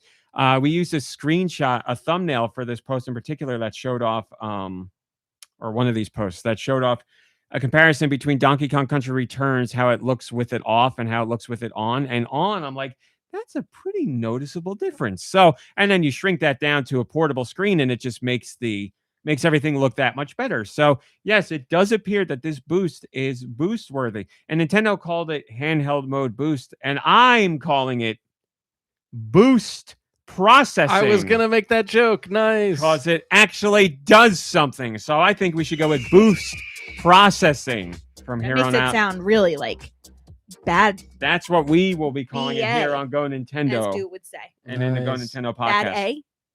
BS. Bad- That sounds really BS. BS. That sounds BS. That is the I really like that. quintessential cool uncle Wow, thing. that is BS. Like, right? Like you're with your like 6-year-old like Hey, Ross. niece and she does a skateboard trick and Yeah. you're like, hey kid, that was BS. Don't say badass. Don't curse. Say BS. Because Uh, everybody will be too busy laughing. That's right.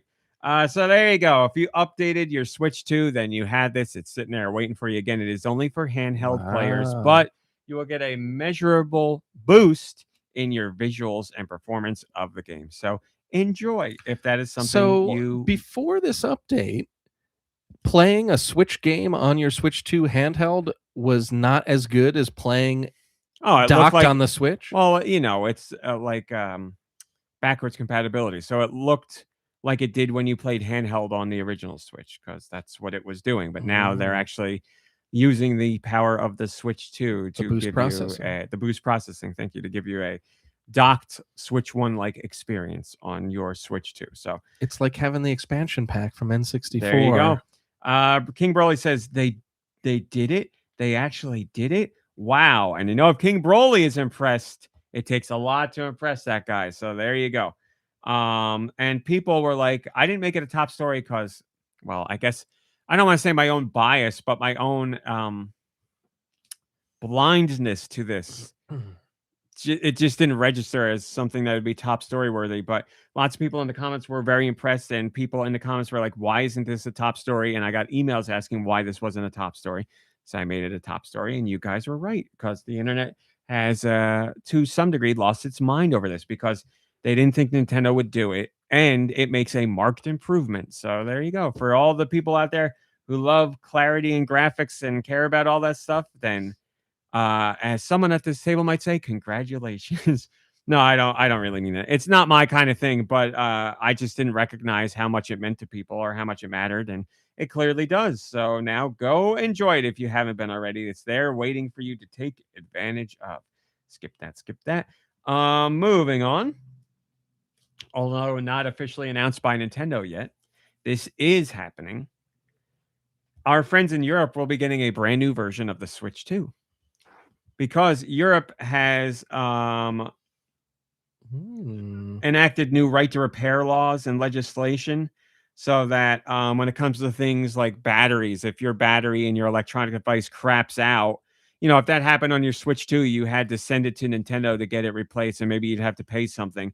And the right to repair legislation that's been updated in Europe now forces companies to have the consumer give the consumer the right to repair. So you should be able to, at home, replace your own battery. You should be able to open up your Switch 2 or your Switch 2 Joy-Con 2 and put in new batteries. It shouldn't be something you have to go somewhere special to do or send away to have it done. That will still be an option, but whenever it releases, it has to happen by February 2027. We now know that Nintendo will be putting out a Switch 2 version in Europe that allows the owner to replace the battery themselves. So the batteries will be sold probably by Nintendo on their own, and you will be able to replace it at home. They'll find a way to make money. Yeah, don't worry. Well, you can't get the battery for free. I mean, under warranty, sure. But, you know, if you got a Switch 2 for 5 years and the battery craps out, I read you loud and clear, money bags. You have to buy a new battery. I mean, yes, it would be lovely if you had a warranty that was the life of the product, but I think that's a bit crazy to ask for any product. And this is only in Europe, right? The European Switch 2s. Yes, but you are free to import. And the A, B, X, Y buttons, are they going to be rainbow color? That would be nice. We haven't seen it yet, but I would guess no. But yeah, if you wanted to import and have a Switch 2 that allows you to replace the battery on a Joy-Con 2 or the Switch 2 itself, you can have that. But then keep in mind you will need to import the batteries as well. Yeah, so. But remember, you can also pretend you're doing this now by buying like a power bank or a case that gives you an extra battery and all that stuff. So there's options now. You can play pretend and you'll have, way bigger battery life than what Nintendo would offer by replaceable battery anyway. Just get like one of the Anchor batteries or something like that, and then you can play for days on end. But yes, you will be able to import this when it does release. Again, by February 2027, this is not just Nintendo. This is all companies in Europe have to follow this law. So technology companies will have to follow right to repair. So that means Nintendo and any other company that has a battery in something will have to offer that ability to their customers. So this will be out, and then at some point, we don't know if it'll be region locked. It probably won't be region locked. I don't know. Maybe it will be. I got no idea. We don't know the details yet because Nintendo hasn't announced, but this will happen. So look forward to that. Switch to repair, switch to replace. Zinc says internal battery. I'd hope it wasn't an internet battery. That must mean I have a typo. I do. Did I type this on my phone? I'm gonna go in. Oh, what am I doing? I'm gonna go in and fix that right now. And I fixed right now. I get into, as the kids say nowadays, internal.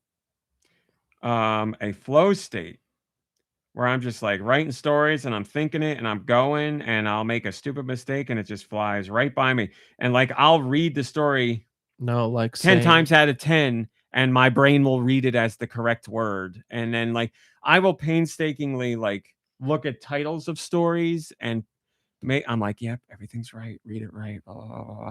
Put it out. And then like 5 minutes later, I'll go look at the story and I'm like, I said that same word twice in the title. How did I do this? Like it's that's just the way my brain works sometimes. Overworked. Thank you. And underfed. Mom brain. Yes. Do you hear that? You hear something? No, I don't think I do. Josh, do you hear something? Josh, make sure you do it right. NPD is out and Circana is in. That's right. It's Circana time, baby. Mom brain and Deux. Do not look. You are playing. I'll give you the rundown as A Big Lego says the Tweagle. No, we did not hear the Tweagle. We heard it earlier, didn't we? We did. This is your U.S. software hardware sales for February 2026. Listen up. Well, I don't need to say that because you two listen. Just say it again. United States, all systems, all software. Nintendo's numbers are digital only.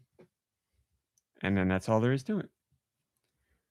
So we're looking for the top 20 United States games. Give you your music here, and Mom Brain will start with you. Oh, jeez. Pokopia. Okay. Oh, it's too recent for the list. This is February. Yes. Got it. Are you okay with me letting her have a pass? Yeah, of on course. It? Okay. Of course. Hello Kitty. Hello Kitty. All right. Well, I don't even need to look. Deux. Minecraft? With one guess, you could win the game. I swear you guys are doing this on purpose. Yes, that's it. The game's over. There you go. We both lost? No, you win. You guessed one. Oh, all right. Why? We do this every time. You could at least start with Call of Duty and you know that'd be on there. Sorry. Game's over. Sorry, everybody. Hi, it's Stitch. Good to see you. I would love for you to host a game show where people somehow win too quickly, or like the game ends too quickly. Well, what are we going to do now? All right, we'll start with 20 and work our way up. Resident Evil Generation Pack is number 20. Oh, that is pretty nice. Very cool. Pokemon Legends ZA. Remember, the Legends Pack is only available on Switch 2. Pokemon Legends ZA. Marvel's Spider-Man 2. I'm sorry, Generations Pack, is that only for Switch 2, or did they do that for PlayStation and Xbox as well? I just said right now it is only for Switch 2. Did you just say that? I'm sorry, that's okay. embarrassing. It's okay. You're fine. My Hero Academia All's Justice makes a debut at number 17. Forza Horizon 5, Ghost of Yotei, God of War Sons of Sparta debuts at number 14. Diablo 2 Resurrected, Rat Hat Redemption 2, Mario Tennis Fever debuts at number 11. And then we have your top 10, GTA 5. Hey, this is nice to see. Dragon Quest 7 Reimagined debuts at number 9. That's very nice. Madden NFL 26, Battlefield 6, EA Sports FC 26. Number 5, Helldivers. Number 4, Minecraft. Number 3, Call of Duty. Number 2, NBA 2K26. And number 1, Deux.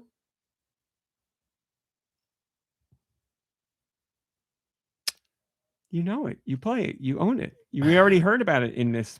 Resident Evil 9? Yes, Resident Evil 9. Resident Evil Requiem is number 1. Man, it's quite a North American list there. Number 1 with a bullet. That sucker sold 6 million. Well, it's over 6 million now. But that Resident Evil sold 6 million copies faster than any Resident Evil in the entire franchise history. Man. Bona fide, certified hit for Banger. Capcom there.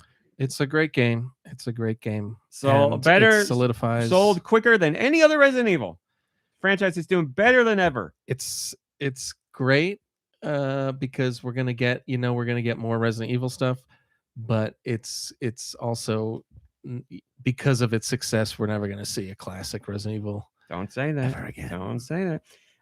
We also have our hardware numbers and all that. Hardware spending increased 22% compared to a year ago. Hardware spending on Switch 2 offset the declines for PlayStation 5 and oh my god.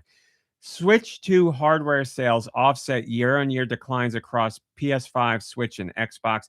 PS5 was number 1 again in hardware for units and dollars sold, or units and dollars made. Switch 2 was number 2 again. Life to date installed base of Switch 2 is trending 45% ahead of the original Switch, so still killing the original Switch. And next month's numbers are going to be the beginning of some insane months ahead for the Switch 2, because we're going to have Pokopia, and numbers.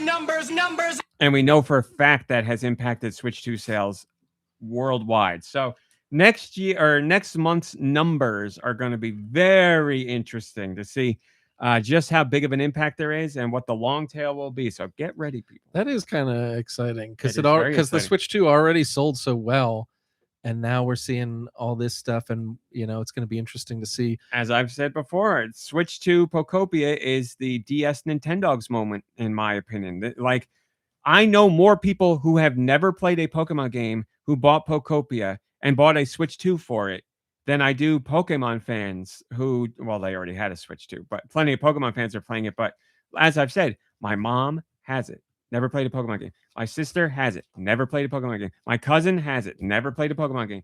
Mom Brain played a Pokemon game, but not a Pokemon person. No, yeah. I mean, like, yeah, you played one, you didn't finish it, but we're talking about the franchise has been around for 30 years. Yeah, well, that one over there does the dishes. Well, what I mean, like, finally someone clocks you. What exactly. I mean, like, is you're not really a Pokemon fan, right? But don't like delegitimize that. I played the bejeepers. Oh my God, you read into this so much. I'm not. You're a Pokemon player. Is that what you want me to say? I don't think that's fair to say.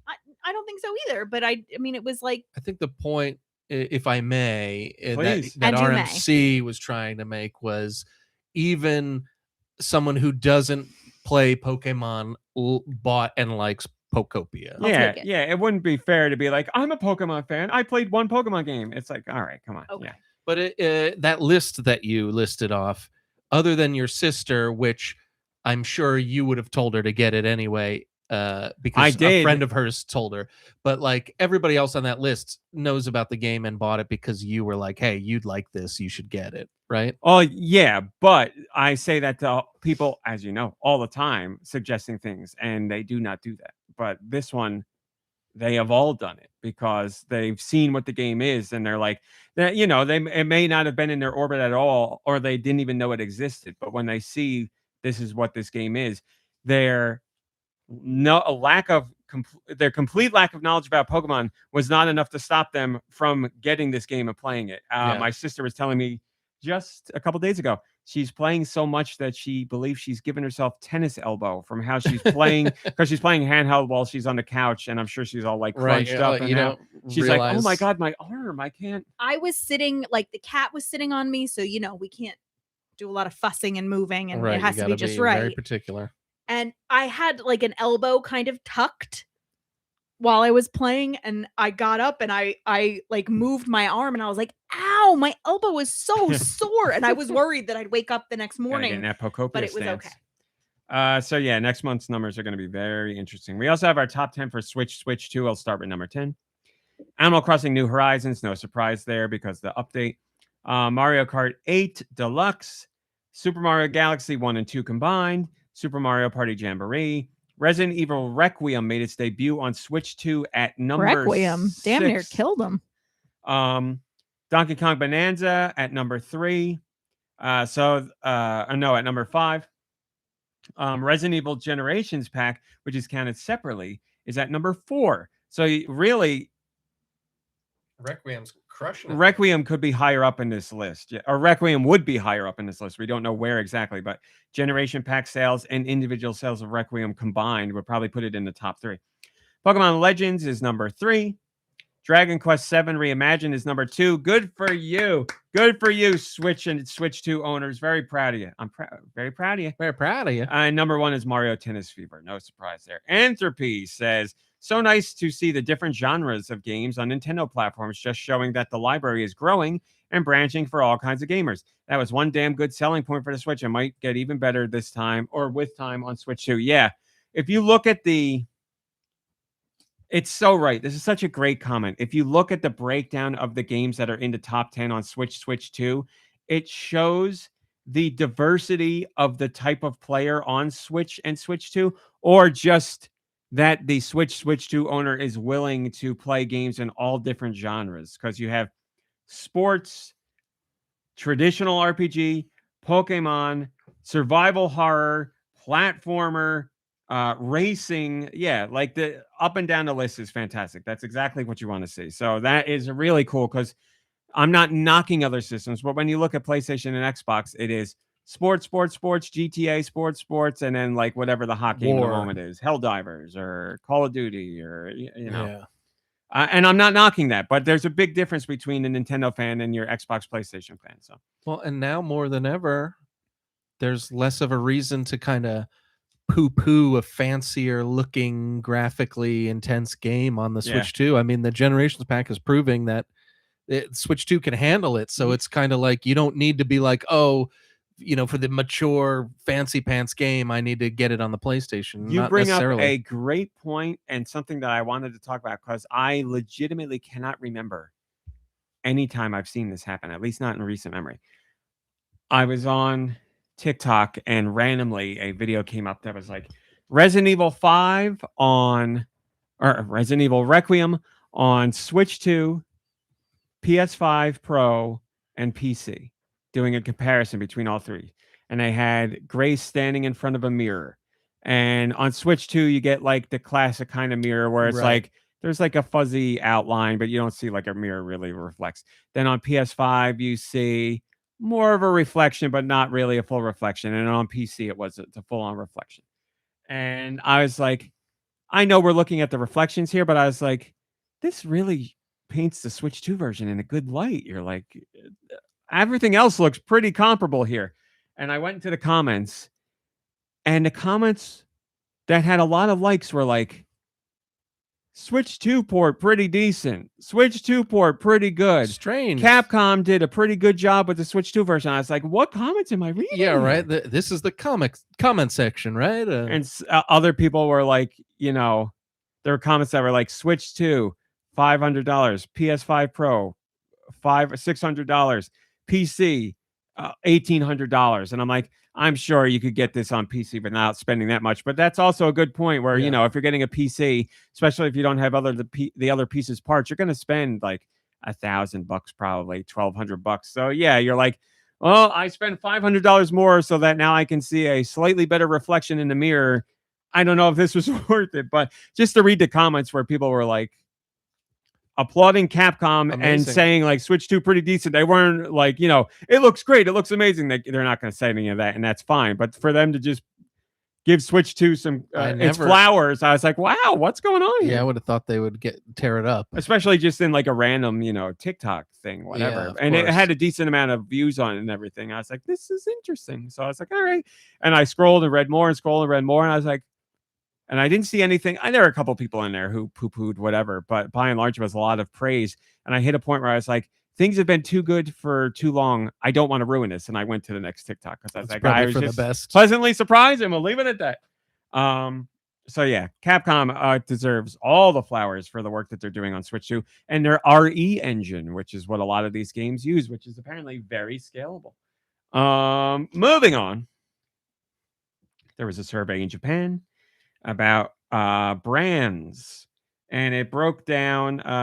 This is Nikkei BP Consulting, who does this survey every single year to see the popularity of brands.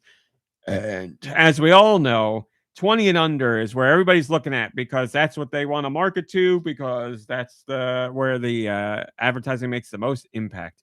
They had a survey of 1,000 different brands across 37,000 respondents, and they gave their top 10 most popular brands for those 20 and under. And here we go.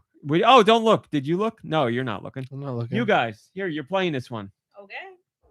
Go back to where music? Over here? Where music? Japan. 20 and under. Most popular brands. Obviously, you won't know some of these, but you will be able brands. To yeah, like, yes, brands. Okay. Specifically brands. Japanese brands, or popular in Japan. Popular in Japan. So there are plenty you will know, but there's some you have never heard of. You're welcome to go first if you'd like. You should go first. She went first last time. Is Pokemon a brand? Mm-hmm. Let's say Pokemon. Pokemon is number 7 on the list. Come on, Brie. Hello Kitty. Hello Kitty is not on the list. The game is over. Done it again. Really? I would have thought for sure. Nope. Well, Sanrio? I would have counted it. Oh. No, it's not on here. All right. Yes. Well, Pokemon is number 7. We'll start with the top 10. We'll start with 10. Well, can we keep going? We might as well keep guessing. Go ahead, guess all you want then. That'd be lovely. You don't want to. Well, you could guess with that too. Yeah, well, you can keep guessing, because I'm just racking my brain. I would have said Disney. Disney is number 10. That's a good one. Yamaha? Racist? No. I mean, that's. They're a huge brand. I'm joking. Yeah, I don't know. Nintendo? You know, yes, Nintendo is number 3. You know number 9. You know Crunchyroll. Number 2, and you know number 1. Sega? No and no. I'll give you a hint for number 2. You already said Nintendo, but there's Sony? A more specific Nintendo brand. And we can only consider it a brand since June of this year. Son of a... Mario? 5 p.m. 5 p.m. That's not an answer. Talking Flower, do you have an answer? One of the top 10 most famous or popular brands in Japan. Take a load off. You say that one a lot. Oh, man. I don't know. Brands. It's Nintendo. It's a brand. We said and Pokemon. It only became a specific brand in June of this year. Now we can officially call it a brand. Mario? June of this year. Oh, I'm sorry. June of last year. What am I saying? June of last year. June of last year. Donkey Kong. No, but you're getting warmer. It became a brand in June because something happened, because now you know it's a brand because there's more than one. Yeah. It's Nintendo related, and it happened in June of last year. Virtual Boy. Switch? 2? Yes, the Switch 2 came out last year. So what does that mean is a brand now? You've said it all already. Nintendo Switch 2? No, too much. Just Switch. The Switch brand. Nintendo Switch brand is number 2. I knew that. Yeah, you did know it. You own it and you play one every day. Yes, Switch 2 or Nintendo Switch as a brand is number 2. So you still haven't guessed number 9, which you know. And you still haven't guessed number 1. 9. Would you like a hint? Dragon Ball Z. No.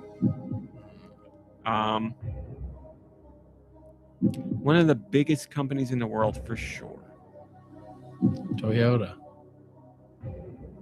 No, and it impacts billions of day-to-day lives, at least hundreds of millions. But billion, no, it impacts billions. Nokia? No, you see it. Samsung. No, you see it all the time when you're driving. You're always going to see it. When you look at people's houses, you're going to see it. Bamboo. I don't know. The Bamboo brand. How about it's made us all much lazier? The iPhone. All right, how about great guess. It's made all of our lives much more convenient.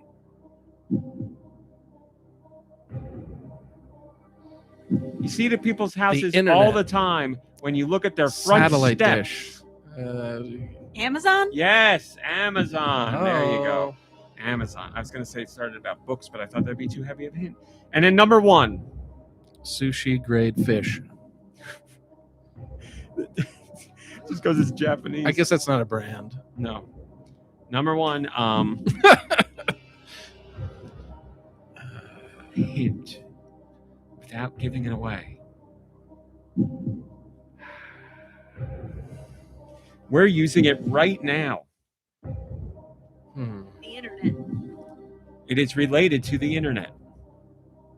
Verizon. No. We're using it right now. We're not- YouTube. Apple? Yes, YouTube. Number 1, Oh. YouTube. There you go. So that's all the ones you'll know. Number 8 is Saizeriya.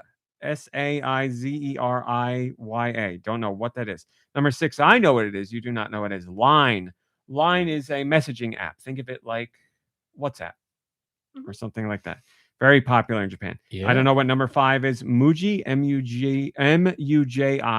And number 4, I don't know what it is. Daiso. Daiso. Oh, that's like a store. Vacuum people. It's a store. What? Daiso. They make them vacuums? You can they're in America. There's one not terribly far from here. I think they sell like home goods, but Daiso? also like makeup and like Oh, skincare. Like let's I think they I really, really, really want to go to one. Notice Mom Brain says store. Store? Muji is like Water. a small department store. Thank you, Outlaws. I appreciate the information. And Radical Defect says, I use Line every day. There is a time in my life where I wanted to try and convince my friends to use Line, but I never even brought it up because I was like, they're not going to do it. No So. one wanted to use Lime. I have a very similar problem with my friends. No one wants to use their limes. Hey, Darmani, good to see you. Line, George, not Lime. Lime, but I Oh. talk to you on Lime if you want. Daiso is great. It's Yeah. a cheap house goods store. Outlaws says so. There you go. I've been wanting to go to one for a while. Well, let's go. Let's go tomorrow. Oh, let me. I have a lunch date, but yeah, you always. but do. it. Was know, that George? It'll be. I have a lunch date too. Mom, Brain, and I have a lunch date tomorrow. It'll be over before you're probably ready Awake? to. Before you're done.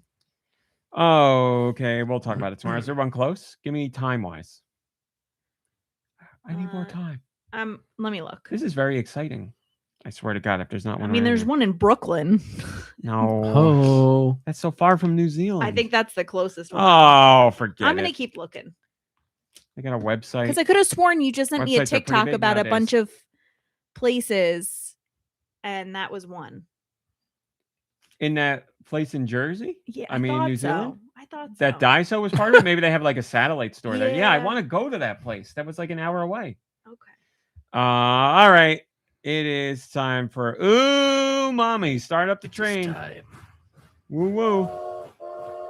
You know it. It's time for Raw Meat's Umami releases.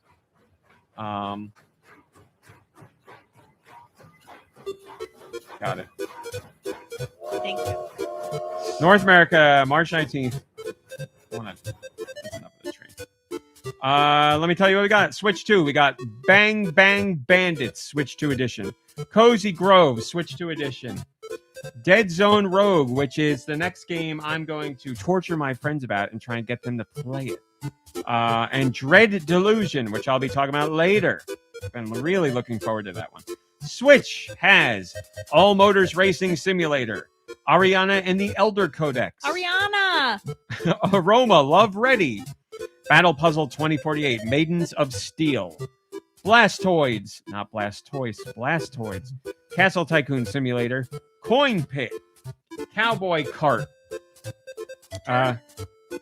no, Crab Wave, Cup Heroes Champion Starter Pack, Cyanotype Daydream, Defending Camelot, Enter the Dodgeball, Escape from Duckness, Flight Youth, that's how it's written, Flying Aces, Legend of the Red Baron, oh, he makes a great pizza, Ghostmaster Resurrection, Hestia Fort, Kooky Adventure, Kuky, Mad Cows, M period, A period, D period, so like, Inspector Gadget. Oh. Machine Gun Fury. I'll get you next time, Gadget.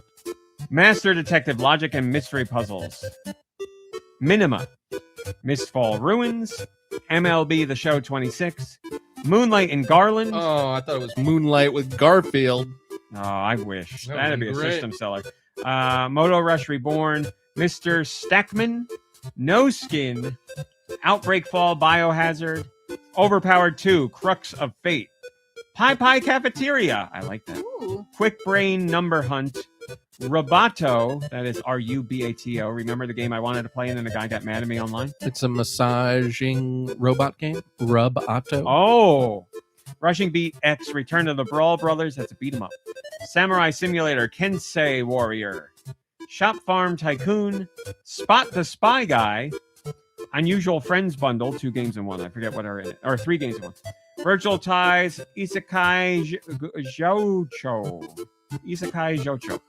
And Wonders Puzzle. Human Farce says, what's coming out, Nikki? Well, we ain't got no Nikki here, but Josh, you can do it anyway. We ain't got no Nikki here. What are the next European masterpieces? Shut up. I don't care. Okay. Who's Mom Brain? One of you guys want to tackle I it? can All right. tackle these. I didn't make this a top story until today. I made a mistake, so there's no comments. It's my fault. Son of a gun. Sorry. Well, regardless, it's not about the comments. It's about the meat and the motion.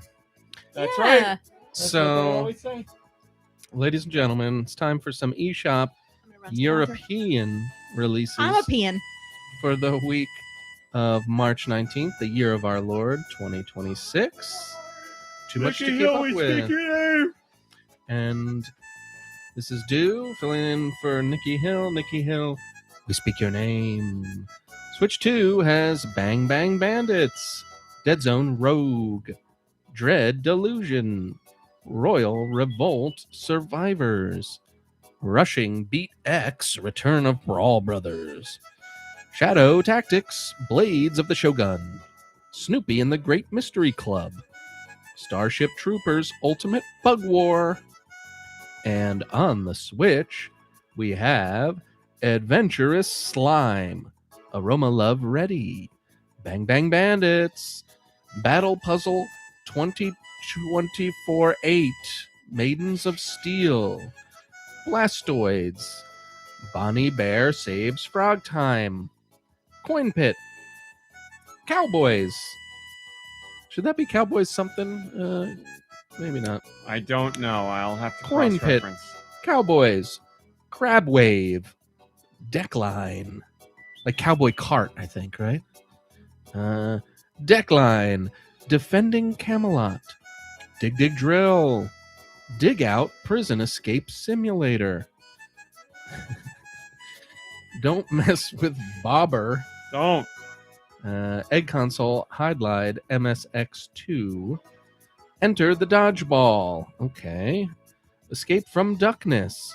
Also okay. Flying Aces, Legend of the Red Baron. Get Fit, Men's Fitness. Get Fit, Women's Fitness. Hell yeah. Goritaire. Hestia Fort. Jigsaw Puzzle Passport Spain. Jump into the new year. K-pop idols dating anime love for Pink or Built. Yes. Rolls right off the tongue. Kooky Adventure. Let's freeze some penguins. Letters to Araya. Mad Cows. Master Detective Logic and Mystery Puzzles. Meme Mayhem. Minima. MLB The Show 26. Mr. Stackman. No Skin. Opus Magnum Sergio Complete. Stackman? Yes, Super Solar Saxman Sergio Sackman. Opus Magnum Complete Edition. Quarantine Lockdown Simulator Zombie Border. Ragdoll Playground Sandbox. Roboto Sandseeker. Spot the Spy Guy. The Little Tomb, the Maholva Club, and the Search for a Dead Body. Virtual Ties, Isekai Joku Traumare. That's the anime sequel to Family Ties. And last but not least, Weeb Store Simulator, Supermarket Together. That's funny. That's funny. Thank you, Deux, filling in for Nikki Hill. Again, Nikki, we speak your name. Let's get rid of this. And there we go. And now, perfect timing. Mom Brain, what have you been playing? I have been playing Pokopia. Lots and lots of Pokopia. The true sign that Mom Brain loves a game. I came upstairs from being downstairs after my... No, it wasn't after a walk. After I was playing Fortnite with family, and I came up after 1 a.m, and Mom Brain was still It's true. there. Wow. playing. I mean, we had been out to see the movie, didn't get home until like 10 something. But if you weren't playing Pokopia, you would have just gone right to bed. you would have went to bed. yeah, totally. But it's not like I had We got started home and playing I was- at like 6 p.m. We got home I and I see was what you like, mean. Mom Brain, it's Friday night. And I was going to be like, you could play. And she was like, play some Pokopia. I was like, yeah, go right ahead. Yeah. So she was playing. I went and played my game and came upstairs, and I turned a corner and I could see that the lights in the living room were still on. I was like, I think somebody's still in here. And there she was, living the dream. How's it going? Fill us in. It's going great. I'm having a really good time. I've explored and, put a good dent in a lot of things in 2 areas besides the original. You steamrolled me. I'm Blew by what I was doing. really enjoying myself. I can tell.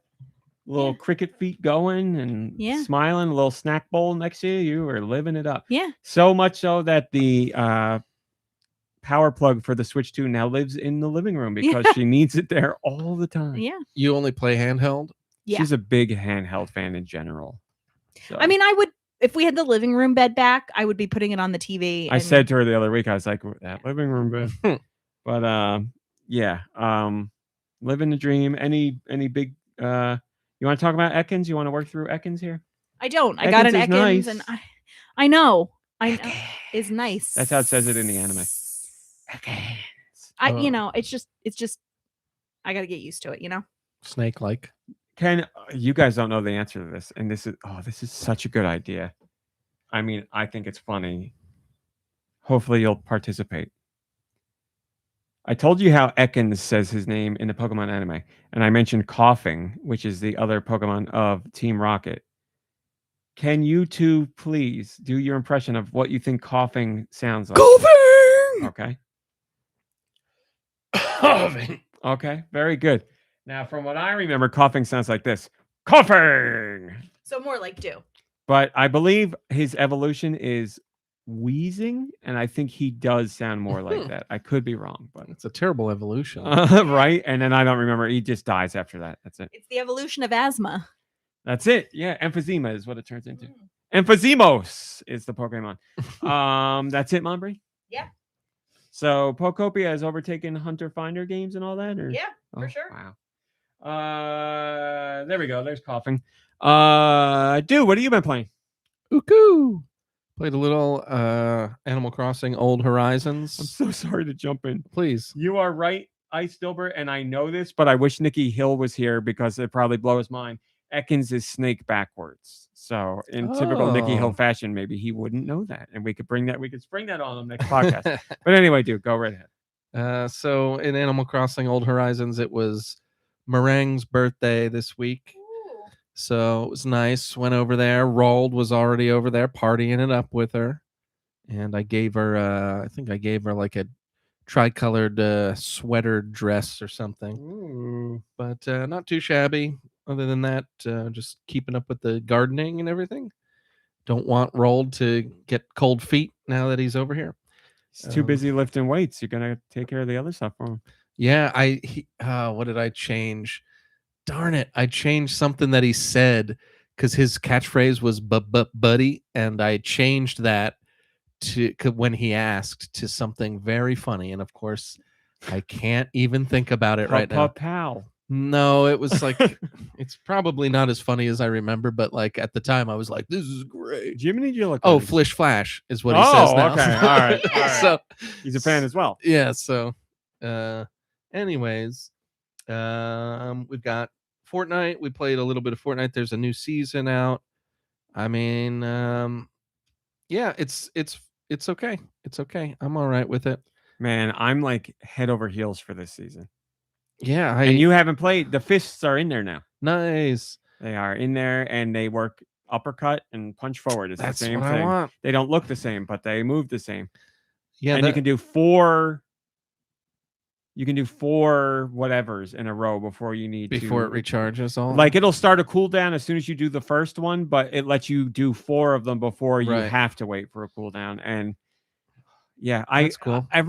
I'll wait until my time. I'm sorry. That's all right. Hey, Matty Bitch, good to see you. That was my favorite season, the Fist season with the Nitro Burst and all that stuff. That stuff was great. So, yeah, I mean, I don't know. We found out something about one of the guys that we're playing with. I mean, everyone doesn't believe me, but I think it's over for the video game crew. So we'll see. What do you mean everybody doesn't believe you? I said that when we were playing, me, you, and Music Man. Oh, okay. I literally said that. And then your response said that to me too. See, your response to me was like, when we were talking about it, you were like, "That's not what I was saying," and I was like, "Yeah, I know you want to play, but yes, I feel the same way." I think. Oh, okay, that's what you meant when you said that. When the one friend said that, I was like, in your words, "It's over, Johnny." I was like, "This is it. This is the beginning of the end." That's what I thought. I thought you were disagreeing with me. Sorry about that. I feel the same way. Yeah, 100%. And that's why I made a point to put out the call to play, because I'm like, I'm not letting this die because I really like it. I know you want to play. And I think while Music Man isn't like a huge fan of the game, I think he's more than down to play with us. It's so, but Brian, whatever his podcast name is, I don't know. He's obviously down to play too, but so we got our group. It's just, he's busy right now, and Music Man is, I don't want to say sporadic. He's around pretty decently, but sometimes he's not around. Yeah. So yes, the problem is the one friend saying they're not having as much fun as they did, and maybe the new season will fix that. The problem is then either they're not going to play it all anymore and we won't see them, or we have to shift what we're playing, which means splitting up, and then that could splinter the Fortnite group. So it's a very precarious situation, but they seem to be busy in general right now. So who knows what'll happen. But listen, this is my dedication to you. I am not stopping Fortnite. I love Fortnite. I have just as much fun. I will make this pledge to you. Even if it is just me and you, as long as that is okay with you, I will continue to play. Yeah, So of course. That's great to hear. That's very nice. Thank you for that. And I just bought Mr. PB. We can't stop playing now. Ooh-wee. Ooh-wee. How about that? So, some Fortnite. Looking forward to getting into the new season a little bit. There's kind of like a not a bounty system, but there's like what would you call it? A rival system where you go Someone say a heated rivalry in Fortnite. Yeah, I thought that wasn't going to be. I mean, it's not my cup of tea. It doesn't bother me. But I thought that was going to be kind of something you especially weren't going to like. I thought you were going to be like, I hate this, but like you seem to really like it, so that's cool. Well, I like the idea that I'm never going to set a bounty, or I'm never going to take on a rivalry and be like, let's go get them, where I know other people will be like that. But if we win fights against rivalry, we get the special coins to buy exclusive stuff. So Yeah. I'm all about that. So it's one of those things where, like, if there's a computer that lets you call in a weapon drop or whatever, I'll always do it. And maybe one of us will get in and whatnot. So when I see the rivalry board, I'm like, yeah, start it up and whatever. I don't care. Yeah, we won't go hunt them, but like you could see them on the map, so that's kind of a bonus. But on top of that, rivalries will happen pretty often where it's a bot team, and that's like a free round of coins. So that's fine too. And as you go through the season, it's like you need 15 rivalry wins to unlock these things, or you need 60 rivalry wins, and they add up through the season. So like I'm at like 11 or 12 already, and now I have access to other stuff I didn't have before, which is great. I got the coins, and rivalries are going to happen no matter what. So it's like, it's not something I will actively engage in as start the rivalry, go hunt them down, but passively, yeah, just do it. And if we kill them, we kill them. And if not, it's not a big deal. So yeah, it's like, I take a very passive approach, but I still get to reap the benefits either way. Yeah. And it's the whole team. Like the whole team gets all the coins and all the points. So yeah, it's a win-win in my opinion. That's cool. Yeah, I don't know. There's something about the trailer for this season that they play, when you update the game, that was like, it was like a little too serious for me. Like it was lore heavy because I believe, well, I know that's what people want. Like the excitement about the Foundation coming back and the Ice King being a rival. And like, there are like, it's a big talk. Like a lot of people are very excited about this. Well, that's cool. That's not our part of it. Yes. We like, flashy, stupid stuff and whatever. Right. Yeah. Our trailer was the one that has like Bugs Bunny in it and stuff like that. Even if we're not into Bugs Bunny. At the very end, when I saw Bugs, I was like, okay, at least there's a little something silly in there. But you're expecting, I think the Fishman had a little clip in there that was silly. But other than that, you're used to seeing the silly characters doing something silly. And this seemed very serious, and like The Rock looked serious. And I was like, oh man. People are very into the lore of Fortnite, as I said, not meaning it as a joke. People really do like that component of it. And that keeps them connected to the game to see what happens next, and also to just try and figure out what's going to happen next. Because those seasons are dropped throughout all seasons, or those hints are dropped throughout all seasons of Fortnite. So people are into that. And a lot of people fell off of Overwatch because they were like, you stopped telling the stories, you stopped doing the lore, you stopped telling me about the characters. Like that was keeping me interested. So now they're like, we have a year's story planned out for this stuff, and all this stuff is coming back, and now their numbers are huge again. So there's a rhyme and a reason to it. It's just not our rhyme and reason. Yeah. We like dancing. Yeah, exactly. We like poopy butthole. Well, yeah, congratulations to the lore heads for Fortnite. And I played some more of Mario versus Donkey Kong on Nintendo Switch Classics, Game Boy Advance. Those are all the right words in the wrong order. So you don't need to say Nintendo Switch at all. You can just say Nintendo Classics, Game Boy Advance. Okay. All right. So I had more in there. I mean, it's part of Switch Online, but you don't need to say that. You can just say Nintendo Classics. Yeah. It might actually be the other way around. It might be like GBA Nintendo Classics. I don't remember. But as long as you got Nintendo Classics, the system, that's it. I won't remember that, but I'll try. Just remember Nintendo Classics. Well, I played some Nintendo Classics, and yeah, it's good. I'm to a point where even with traditional saves, it's very difficult, and I'm a little scared. But I'm going to jump in right now. So it's the name of the system and then Nintendo Classics after. Okay, Game Boy Advance, Nintendo Classics. You got it. See, that's easy. That's so easy. I'll definitely ask you again next time. So yeah, Donkey Kong versus Mario, or Mario versus Donkey Kong. It's getting good. Yeah, I don't know. I think I'm on level 3. I'm in. We made it past the Toy Factory, made it past the jungle, and now there's the third one. I forget what the third level is, but that's where I am. Yeah, it's been a while. I don't remember what's there. It's already a little more challenging than I would like, but because of the traditional saves, it's helping me get through it all. But yeah, that was fun. I played very little bit of Mini Shoot Adventures. I had beaten it last week, but I'd hopped in to mess around and grab some extra stuff. But that's all finished. And yeah, if you like old school Zelda, especially A Link to the Past, definitely get Mini Shoot Adventures.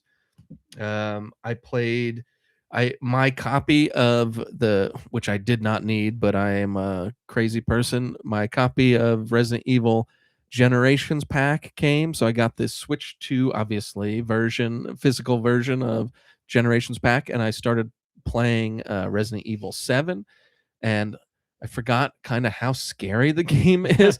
Like, I remember everything that happens in it, but you don't remember every second to second, minute to minute gameplay bit, So like, I'm still kind of really scared playing it. I find it scarier than the third one. I mean, I loved. Sorry, I'm saying the third of the Requiem. Yes, of the first person shooters. So Requiem, I find this way scarier than that. And I would say 7 is the scariest of them all. yeah, man, it's scary. And like, I forgot there's like things that I don't really love about it. Like, I mean, not in a bad way. It's still great. But man, I would take zombies over those weird leech monsters any day. They're probably my least favorite Resident Evil bad guy. But the game is so good that it's not stopping any kind of enjoyment, even on a replay. And it looks great on the Switch too. It looks great. I've heard they've done a great job with it. Now, I don't want to talk about. I was going to talk about the game key cards, but it's kind of embarrassing at this point. I should know this, but I don't. Now, if I were to just download Resident Evil 7 on the Switch 2, I could come over here and I could give it to you with Game Share.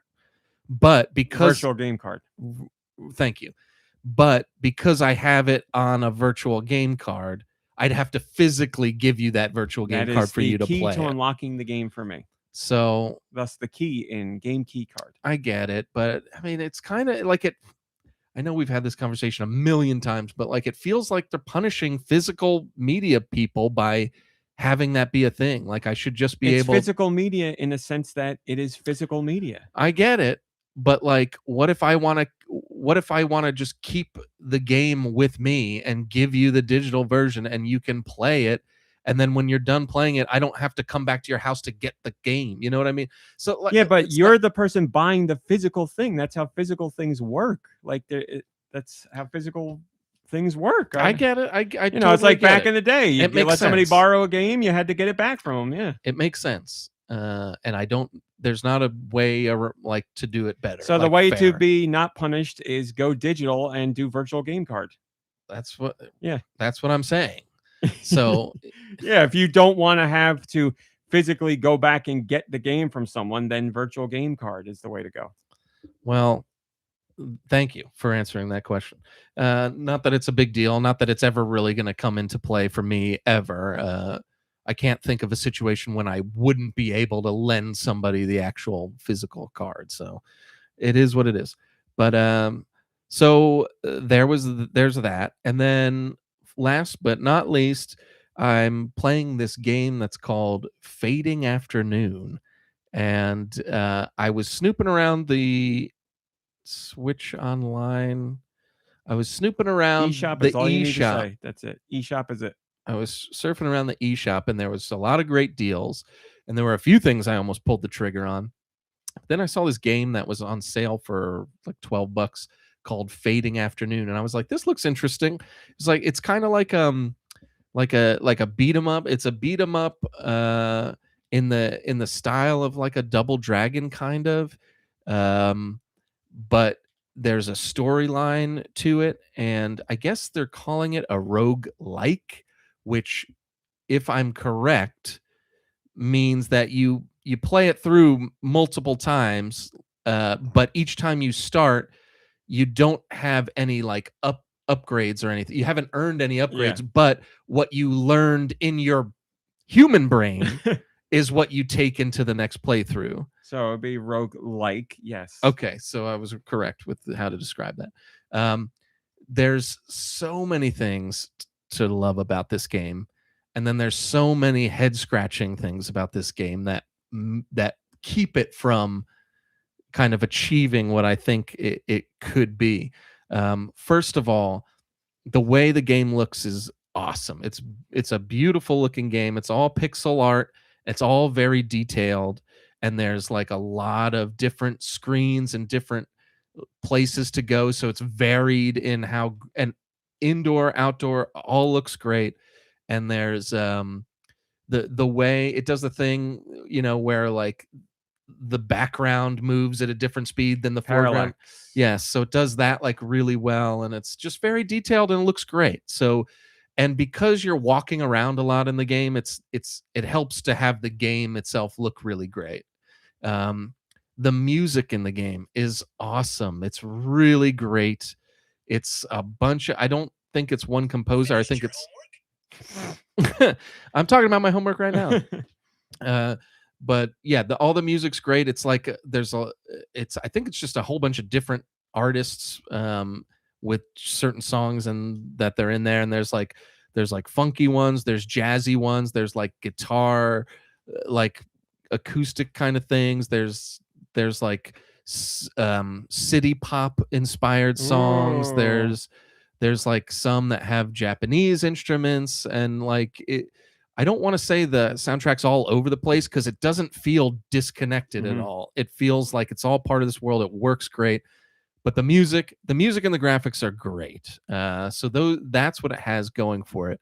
The fighting in it is also really, really good, and there's a lot to it. There's a lot of, first of all, the animations of the fights are really great.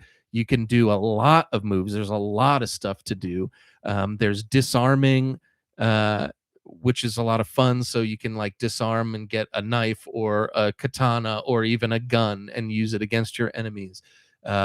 So the fighting is good, but there's something with the controls where we've got all these buttons, and yet they've relegated it to just like the two buttons, like the B and the X button, and then, or the B and the Y button. And then if you want to do other things, you've got to like hold down R and then press that button, or hold down R and press the directional button down or something.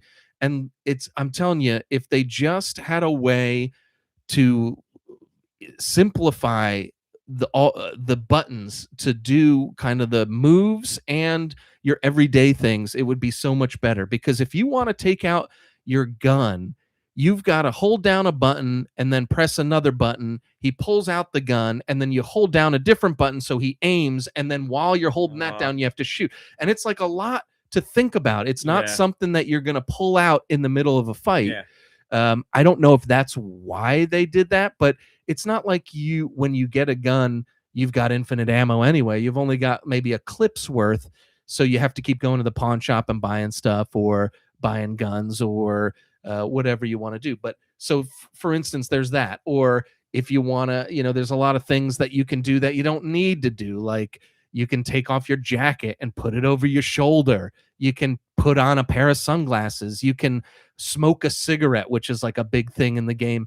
And like, they're all cool. They all look cool, but I never do it because it's like, I'm not going to hold down R and then hit the directional pad and then see the menu. Cause like, then the menu comes up at the top and it tells you what buttons to hit to do what. And it's like, for an aesthetic, cool little thing, I'm never going to do that, like, so there's something about that part of the gameplay. And on top of it all, the game doesn't really tell you what to do.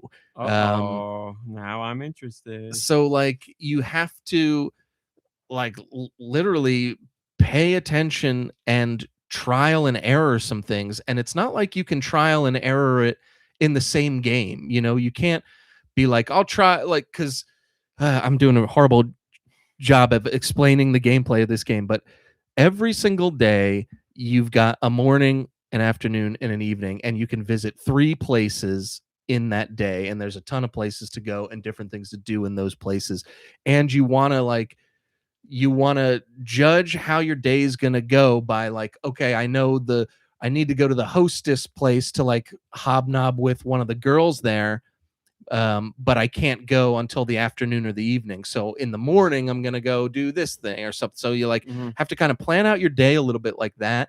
And then you never know when a cutscene, you might do something and you never know what it is that triggers a cutscene down the line, and that might take up the rest of your day. So if you had something like, say your Yakuza boss told you, hey, you've got to go to this construction site and throw this guy off the roof or something. Oh yeah, right on. Classic Yakuza stuff.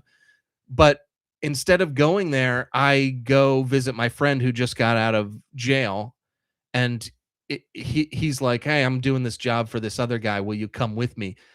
So you go and do that, and then you missed like dropping the guy off and then I had to cut off my finger.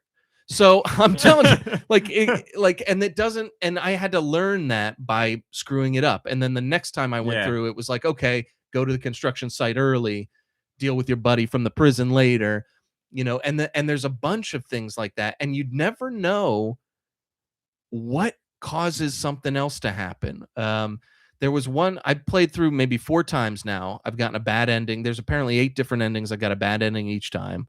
And like, I don't know, like one time I played for a really long time and I got some snow, and then like, so the seasons changed. Yeah.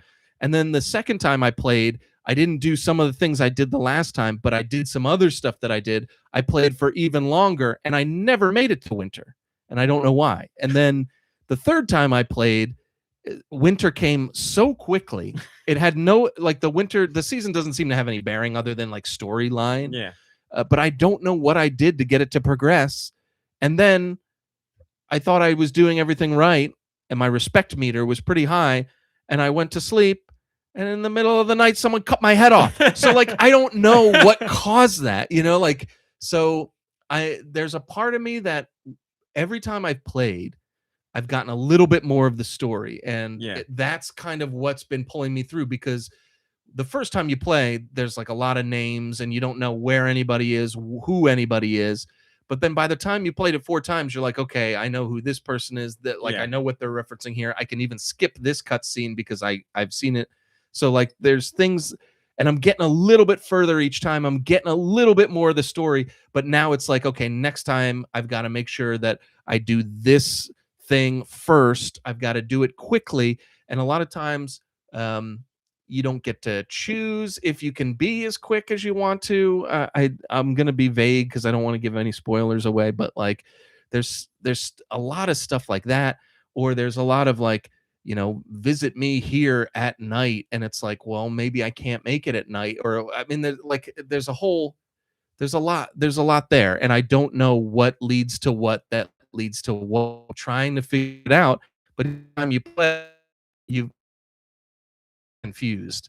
You get a little bit more of the story, but as far as how the gameplay works, in the sense that it's like Hades, except you're getting the story instead of fighting the bosses. Yeah, I mean, and I don't want to say I'm still interested. I'm still playing it, and I want to know more. But like, it's got a frustrating bit of gameplay. I feel like if you want to be that ambiguous with how the game progresses, that's one thing, because part of the game, I think, is playing it through again and again and like trying new things. And I think it seems like this is one of those games where there's like a bunch of things that are left to be. You might play for a year and never see everything, because it seems like so many things will spiderweb out, and it's a choose your own adventure style.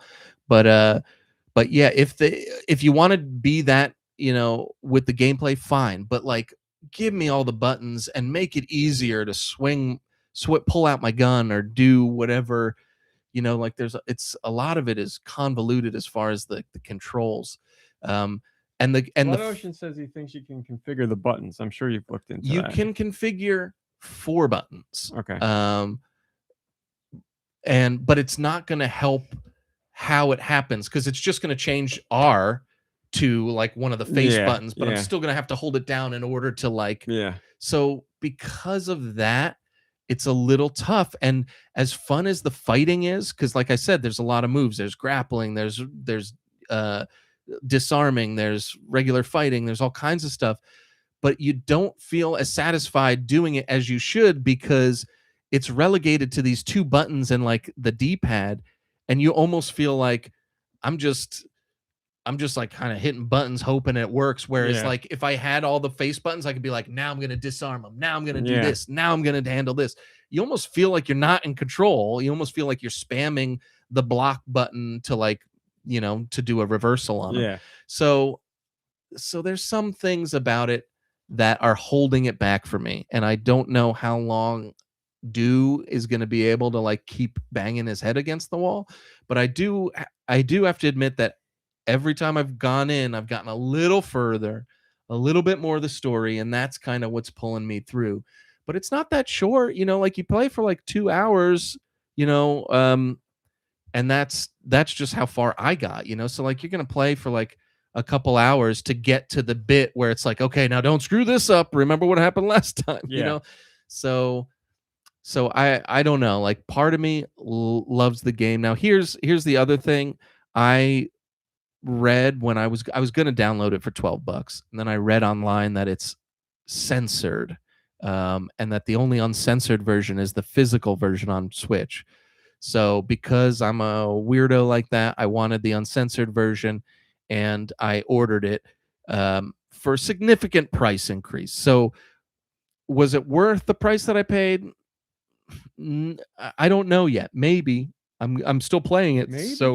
So yes, but would I have liked to save a bunch of money and spent $12 and just had it digitally? Probably. I don't know how much the uncensoredness is doing for me here, but yeah, if you like beat 'em ups, you might want to look into the $12 version on eShop because it's I'm telling you, as far as how it looks and the music, like, so it's incredible. It's really, really well done. And I just have a feeling there's a lot more under the surface that's going to keep a frustrated gamer out of it very easily. So if you're the type of person that can go in and replay something over and over and try new things and like see what happens, then it's the game for you. And I have a feeling that there's so many things to find. But for me, it's a little frustrating, and I just wish it handled it a little bit better. But yeah, at the very least, look up the soundtrack and listen to some of the songs, because I think you, RMC, at least would love it. I am definitely going to do that. I'm going to do that this week. But yeah, thanks for listening. Drone on and on about Fading Afternoon. It like I said, you should look into it. At least look at it, because it's a beautiful game to look at. Yeah, look at it. But yeah, thanks for letting me talk about it. And RMC, what have you been playing?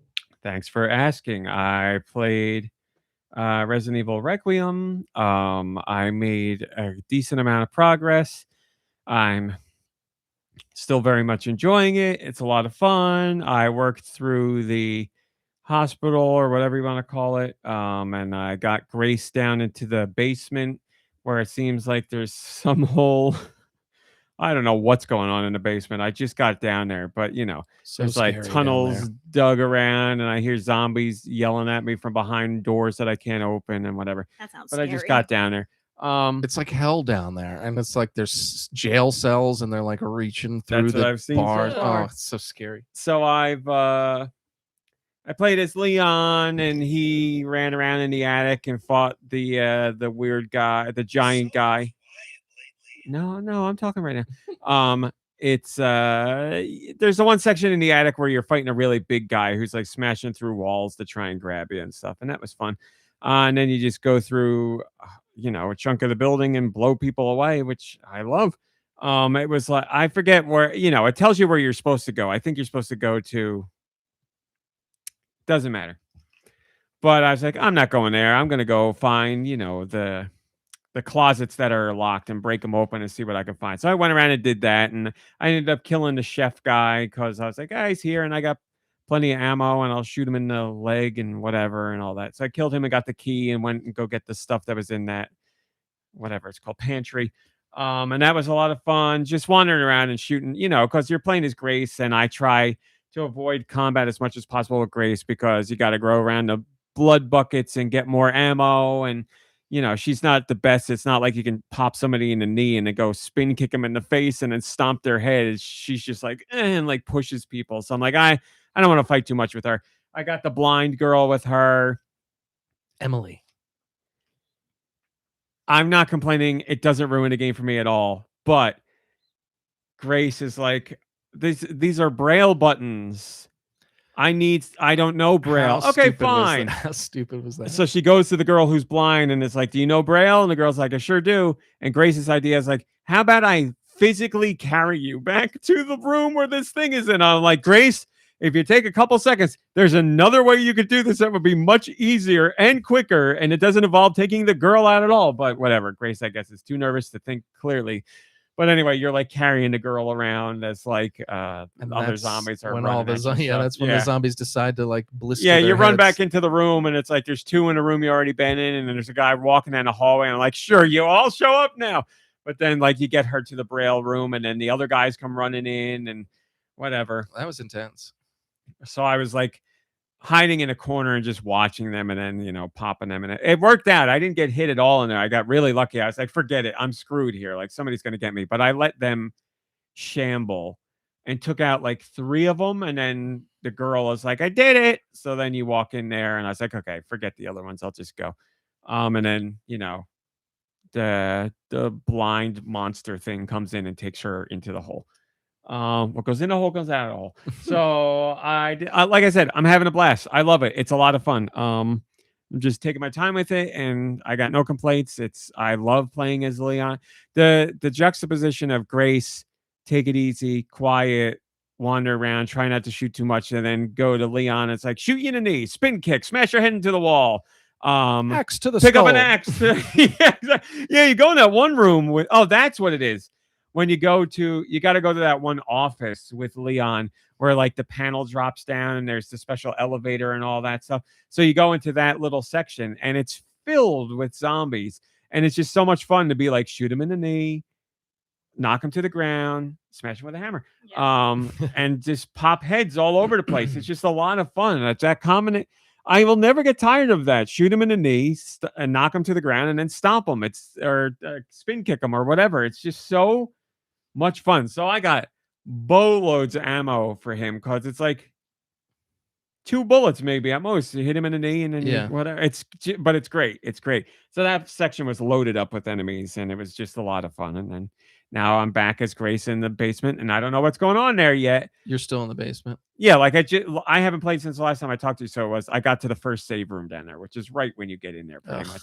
And she's like, what's going on under the basement? And I was like, a little bit bigger reaction than that, I think.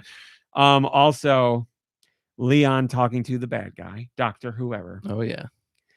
And he's like, I will say, whoever's playing the bad guy, for my taste, he's doing a pretty good job. Oh, he's awesome. So he's talking to Leon and playing it up and like rubbing Leon's whatever, like a little bit sexually, and he's whatever, and he's like, don't you wonder what this is, or like all that whatever.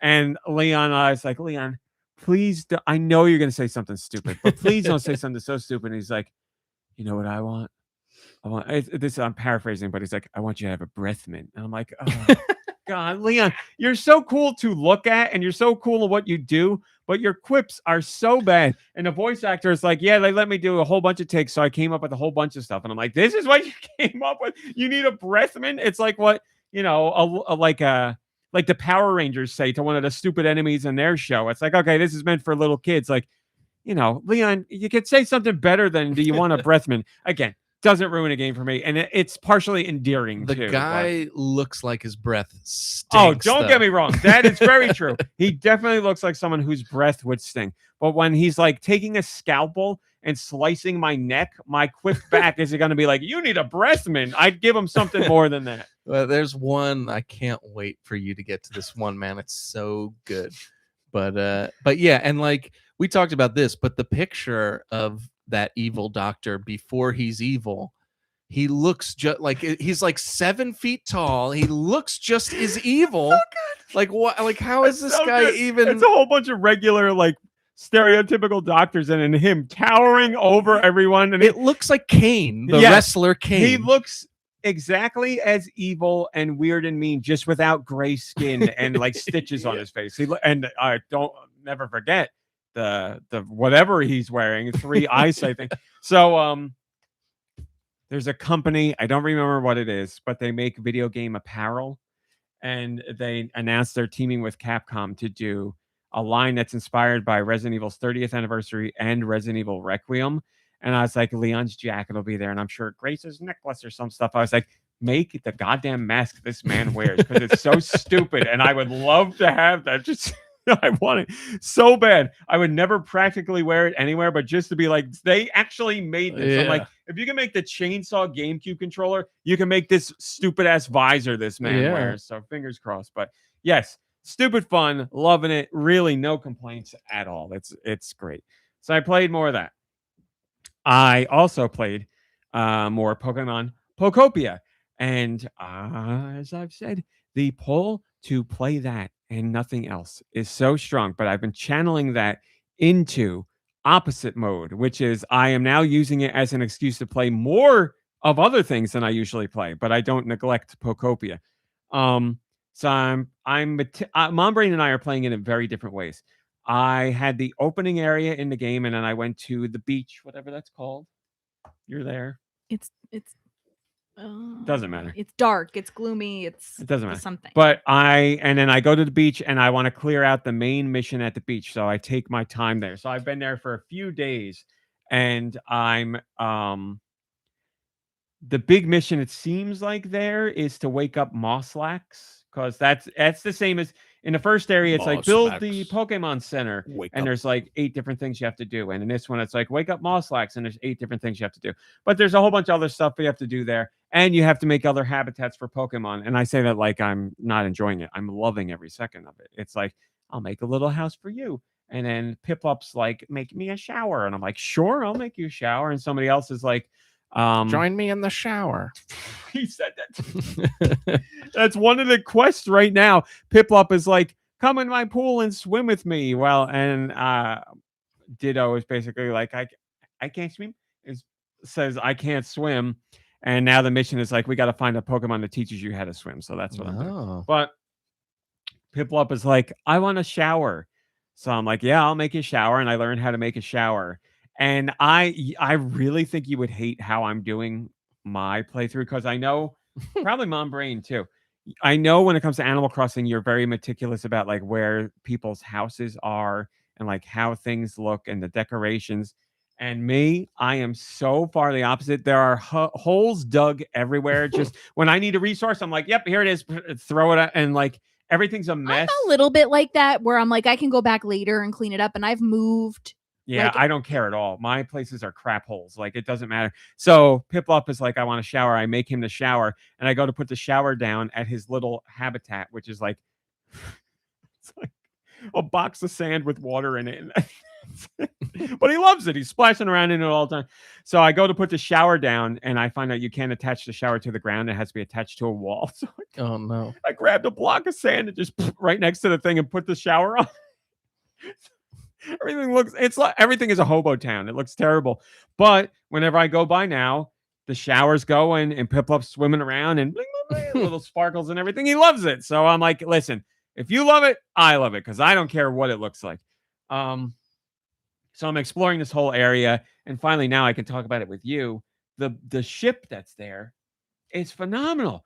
So you go through different. That's not the only. Like that, something like that is in all the areas. Wait, yeah.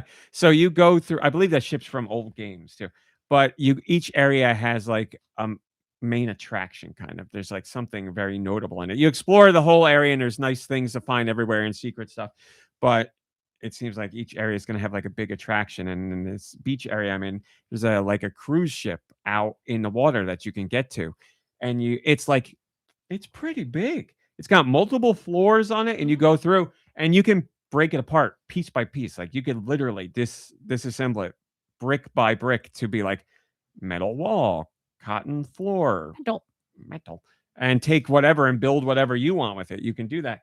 But like one of my favorite parts of the game is just taking things that I find, because they're mine now. So you go on the cruise ship, and it's like there's fancy banquet tables, and there's fancy beds in the apartments or in the rooms, and like flat screen TVs and chandeliers. And I just walk in rooms, and I'm like, yep. And I take all of it and I throw it in boxes back at my base, because I'm like, somebody's going to want this somewhere. And maybe at some point I'll feel like building something nice for somebody that I like. But I'm like, a kleptomaniac. Like I have like 10 treasure boxes in just the beach area that has like I said, chandeliers and lamps and beds and tables and beach chairs and You're umbrellas. like a thrift. You got like a thrift shop. And I'm like, 6 beach chairs is good enough. And I'm like, if I need more, I can come back to the ship. And I'll take this metal ore by digging a hole through the ship and the water floods the ship. And I'm like, I don't care. What does it matter? So I just love that aspect of it. So the combination of the Pokemon habitats and the collecting materials and building only what you want to build and the overall mission that makes you feel like you're really having some sort of progression and the atmosphere of the game. And it's all, man, I really, as far as like this kind of feeling from a game, I have not had this in decades. Like as far as what this game is giving me, it's such an addictive loop. But the best part about the addictive loop is you dictate when it ends to a degree that you never feel pressured to do anything. Even, what's his name? Dr. Tangle. I don't know what his name is. Some guy that looks like a ball of spaghetti. He's like, I don't know. He's You like, might want to think about checking on that, and you're like, no, thanks. yeah, and your text options are or like maybe I'll do it later or something like that. But then you can go to him and be like, what should I do? Yeah. And he'll remind Nothing you. happens if you don't do it. But I love that the game literally one of the options is like, yeah, maybe I'll think about it or something. Yeah. The answers that Ditto can give, it's a binary yes or no. But it's like, I don't think so, or not right now, or I don't wanna. And it's very clear, like answers where you're like, yeah, I just don't want to do that now. And I don't get docked points and nothing bad happens. It's always there for me to do. And it's not like when you go to another Pokemon, like I see Torchic and Torchic's like, but I need a new bed. They don't say any of that to you. They're usually like, I'm so happy you're here. I love all my Pokemon friends. And they're like, I found this for you and I know you'd love it. And battered women. It's like a stick or something. Yeah. A block of Hey, sand. thanks And for I'm like, being such a good pal. I got this just for you. and it's like a block of sand. And you're like, Torchic, sand everywhere I look is sand. But thank you. This is very nice of you. Or like, my life only gets better when I see you. Or like, Yes, yeah. they're all great. Tangrowth's the name. Thank you, Tony. So yeah, I could play it all night long and never get tired of it. It is phenomenal. It's so much fun. So I played more of that. Played that every night this week. Filled out my stamp card, my stamp rally card, and you get some decent amount of coins for doing that. But anyway. Life coins. So I played that. Then I also played Dread Delusion, which is on Switch 2. I have been following this game for so long. And they only just recently announced the Switch 2 version, and they announced that it was day and date with other platforms. And I'm like, this is a dream come true. So what is Dread Delusion? Let me tell you. Dread Delusion is Skyrim if it was more old school and it wasn't broken and it's made by somebody who has lost their mind. So it looks like a psychedelic fever dream. Like the sky's blood red or purple, and it's just very like dreamscape looking. But the mechanics are like I don't want to say bare bones, but a very rudimentary Skyrim. So you wander around, you hit things with your sword, you get different abilities and different items and weapons, and you pick like I'm a stealth guy or I'm a barbarian or that's not what it's called. 2, 1. 6 p.m. 6 p.m. Thank you, Talking Flower. So you do all that and you learn spells and all that stuff. This is a new game? Brand new. Come on, man. Come on, man. Just- The game you're talking about earlier was even more rudimentary than that. This is 3D. Here's something you would hate, but you could turn it off. It even includes texture warping. You remember when on old PlayStation 1 games where you'd walk down hallways and sometimes the walls would move because the texture was warping? That is in that game, but you can turn it off. I have it on. I'm sure you do. I have it on, but I have the screen filter off because I don't want like fake CRT. But so it's like HD, but acts like a PS1 game. And you talk to people and you get missions and whatever. So the combat is really fun because it's like guard or attack. And depending on, you can hold and do like a stronger attack, and where you hit people matters. And it's just very, the combat in Skyrim, I have always really liked. I just didn't like Skyrim. So that's what it's like in here. But again, Skyrim, I thought, and every time I played it, was a broken mess that was really wonky. And in this, it's not like that. And this is a me thing. You give me Skyrim where it's like, yes, there's magic and dragons, and that does move the needle for me. But Skyrim is very much like rooted in some kind of realism where like I'm the blacksmith and I work at the and it looks like a blacksmith place. And you know, I live in a dump because that's all we have to make buildings out of are stone and wood. And I'm like, this is too historical for me, even with the dragons and everything. It's just it's like drab. I feel it's very drab. So like, Yeah, why can't they make a sand wall to stick their shower heads on? Thank you. So like the atmosphere in this game and the designs and the style of it, like that's what I want. That's what really moves me in, because I'm getting things that don't exist in real life or don't look like they exist in real life. So I find that very enticing. That's for sure. Sorry, I was taking a drink. So the vibe, the atmosphere, I love. You can play stealthily if you want. You can go around beating the crap out of everybody. One of the first big missions you do is infiltrating this castle, and it's like you could go through the front door and beat your way through there, or you could go through the secret door on the left, or you could try and wiggle your way another way, or there's this way with traps that you can use your skill to disable, or you can just try and avoid them. So I like the very much open-ended nature of it. And, you know, sleep in beds to heal up or fast forward time. And depending on if you sleep in a bed in enemy territory, you could be woken up by somebody trying to fight you. Got a really cool soundtrack. It's very ethereal, very ephemeral, very like out there. Just the game's awesome. The game's really, really cool. And it's very you know, you have missions, but it's very open-ended. And I've like explored every single hi Laxter. I will answer your question in a second. Holy crap. I've explored every single area that I can so far on my own, just because I want to see what's there. And I found a whole bunch of like hidden nooks and crannies. I eventually found some guy who was like, I hid my stash over by the waterfall down. And I was like, I got it already. I've already been there on my own. I don't need you to tell me, because I love exploring. So I just did the first like big mission, and this airship flies away with somebody who you're supposed to be trying to kill. And now you're moving on to like what the way they're talking about it makes it seem like it's going to be a big open world that you just go through, or at least big open portions of town. So I'm very excited to do that. And it was a game where I only stopped playing because I had to go to bed. So I really, really liked what I played. It was very enjoyable. Who put all this history in my video game? That's right. That's how I feel. But I can watch movies and play games with history, and I won't dock it 4 points because I know that's a me thing. It's just a mental block. It's like when I go to read books now. I read books. I like books. They're enjoyable. But every time I go to sit down to read a book, I'm like, here's this damn book again. So that's a mental block that I have, but it doesn't prevent me or skew my feelings about the game. So Dread Delusion, mwah, love it. Really a lot of fun. If you're a Skyrim person, name of Austin, I suggest you look at this, because I also imagine you would get a lot out of the visuals and the setting in the game as well. I think you'd be really interested in that. Any Austin or anyone that likes that kind of stuff. But yes, if you like Skyrim, I think you should check out this. It's not going to be as sophisticated as Skyrim, but there's something to it. So I played that. I played more Fortnite, as Stu already said. And as I mentioned, I really like this season a lot. I love almost every new weapon. There's the zipline gun that lets you shoot a zipline into the air, and then you can parachute away, which I love.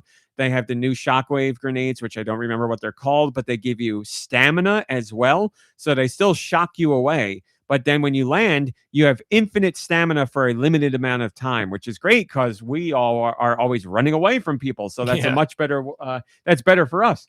There's the new gloves that help you. You can punch people with them if you want. There's the uppercut and the lunge forward. So they are for attacks, but it seems more for traversal. That's great because it's another way for us to get away from people. I've already explained the rivalry system, which I enjoy because I like having the coins to buy stuff. And for 10 rivalry coins, which you almost always have, you can upgrade the level of your gun, any gun on you. So whatever you have for 10 coins, you can get a level higher, which is fantastic. So I have... All right. I like to take things slow. So I almost always have at least a blue sniper, so I get a purple out of that, which is great. And there's other things to unlock as I get more, as myself or my team gets more rivalry levels. There's some really cool things that you can unlock. There's the Ice King. He's back, and I killed him last night and got his gauntlets, which have repeated. They have 100 shots, and each solo shot throws out an ice like snowball, which is really cool and does a good amount of damage. But there's also like, I think it's for like 20 points of the total that you can use. You throw out a giant ice bomb, like giant. It's like, how can I? You know the size of a shockwave grenade in the game? Mhm. Imagine that, but like 6 times bigger. That's how big the ball is that you end up throwing. And it sends out a huge like shockwave of snow too. So it's like a little mini snowstorm and a big grenade explosion. I just threw it to test it, and I threw it so far into town that I hit like 4 people that I didn't even know were there, and I saw their numbers popping up, and I was like, "Oh my god, this is."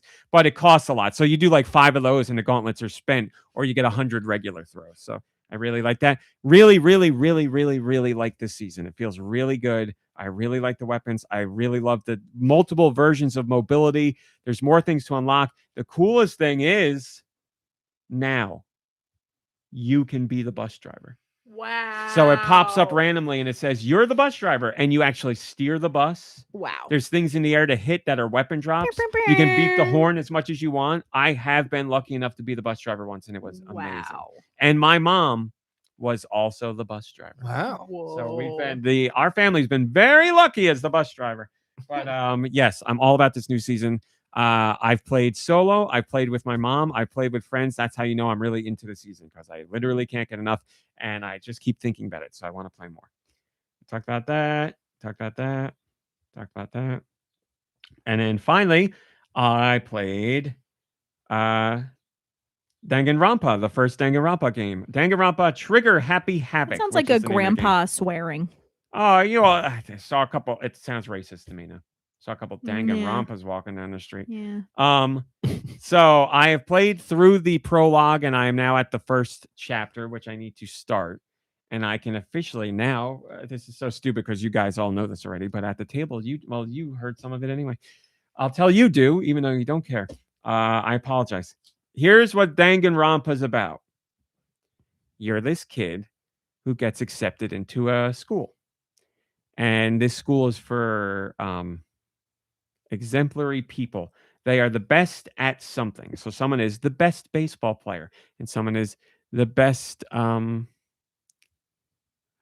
it doesn't matter. Best model. And that's what Danganronpa means. So like Best hacker. you're the Danganronpa baseball player. What She's does the Danganronpa mean? Now model. that I don't know. I could if the game's going to tell me, I don't know. But yeah, I don't know what it means at all. So but you're like a regular guy, and you are invited to this school because they do a lottery. And your name was chosen for the lottery. So you are then the most lucky person. So you are the most something. the You're the most Danganronpa lucky. of luck. So you go to the school, you're there opening day, all the students are coming in, and as you walk inside the school, something weird happens and you pass out, and you wake up in this classroom That's not lucky. where all the windows are boarded shut. They have like metal Scary. slabs over them, Silent Hill. and there's nobody in this classroom at all, and you just wake up there, and there's like security cameras pointed at you, and you're like, what the hell's going on? Then you find out you have to go to like the auditorium or whatever, and you get there, and there's all these other students there that are supposed to be in the class with you because you knew who was going to be at the school beforehand. You get your acceptance letter, and there was like a chat room for everybody to talk to each other. So all the students are there. They also don't know why they're in this weird school with you or what's going on. Then the headmaster or the principal, whatever, he calls you in to this room to tell you what's going on. And of course, he is a bear, a robot bear, because why wouldn't it be? And he's like, you're all here in this school, and you have to live here forever. And he's like, I'll give you everything you need. You don't have to worry about money. You don't have to worry about food. You can all live in harmony from here until now, and now until you die. He's like, that's it. But there is a way to get out of the school. And the way to get out of the school is you have to kill somebody else. Now, he's like, you don't have to kill anybody, but if you want to get out of the school, you kill someone and then we'll let you out. And then he's like, okay, everybody have fun. And everybody's like, what the hell's going on? And that's where the prologue ends for me. So the rule is kill someone and you can escape the school. Now, it's a narrative adventure, so I'm sure somebody's going to kill somebody and we're going to have to figure out who killed someone, and I'm going to have to make accusations or whatever, and I'm sure there's going to be a trial or something. Who knows? I don't know. But from the get-go, I'm very interested. The screen is, the way the game is shown is kind of like Parappa, where like the characters are like hand-drawn cutouts, but you're in a 3D environment, and each room you can't move around in, but the greater school is like a set of hallways that you can walk through. So when you get into each room, you can't move, but you can look around the room and highlight things to like learn about. So it's like, the person, and you can talk to them, or the blackboard because it said something, or a box that you can open, whatever. So it's a narrative adventure and it's very interesting so far, but I'm only like an hour into it. So we'll see what happens from here. But that's Danganronpa. Unfortunately, again, I don't know what it means, but as soon as I find out, I will tell you. And this is an older game, right? This one is, according to this, 10 years old. Yes, it is a very long-running series and very popular. As I said to you the other day, the official Democratic TikTok account was posting Danganronpa memes, and I was like, "Holy crap, man!" So I was that was what sealed the deal for me. I'm like, I hear about this game all the time. I hear about this franchise all the time. I see the characters all the time, but I don't know what's going on. And then when I was like, if the lame ass Democrats are in on this and they know, or somebody on their team knows, I was like, I gotta know. So now I'm learning. There you go. I know that girl's name is Junko. I know that. She's in the game. She's the fashion. She's the best at fashion. She's the Danganronpa of fashion. Thank you. So I know that. But I tell you this, I don't trust her. She hasn't done anything to make me not trust her, but I don't trust her. So that's that. That's everything I played. Let's do questions. Send your questions to GoNintPod@gmail.com. Where? GoNintPod@gmail.com. Maybe I will. They can be about Nintendo video games in general, or whatever the hell you want. AJ, I just opened the questions email this time and just took the one right at the top, which is not what I usually do. So this is the most recent question from AJ, and I have not read it. I try not to read them beforehand. On average, at least once per podcast, RMC talks about something that made him cry. True. Maybe this is because I cannot relate, but I always imagine him as Brendan Fraser in Bedazzled, in that scene where he cannot stop crying over the sunset. I've seen Bedazzled.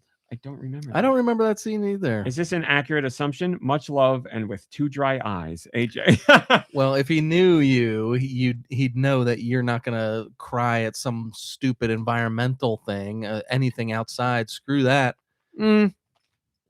Not true. Animals live outside, and I love animals. So okay. Show them having a hard time. But a sunset's not going to make you cry. I won't be so brash to say that it won't make me cry, but I will say it has not made me cry. If I saw someone else crying at a sunset, I might get emotional because of that. Okay. But me personally, I'm not going to say no. I'm going to say probably no. But there's wiggle room. You never know. What I should do is write down every day if I've cried or not and what makes me cry, because it probably is. Now, I'm not talking about and the level of crying as well. Yeah, I'm not going to talk about like a welled up bawling. Versus... I'm not bawling all the time. Like things might make me tear up, but it is. It's pretty close to every day. Something. You just cried about something the other day, like real good. Yesterday, I cried at the movie yesterday. Yeah, but oh yeah, son of a bitch. What was it? I know it was related to something I was watching. It had to be an anime. Yeah, it must have been. Because I was emotional about. I gotta look at my list of things that I was watching. I don't want to get too far into the story because it'll be better if I remember what it was. Where's my list of everything I'm doing? Here's my list that says Sigma Goon 18 at your service. Here we go. No.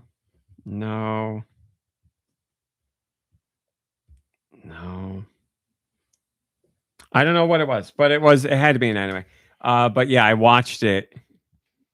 No, it was Frieren. Yes, that's what it was. It was last week's Frieren, not this week.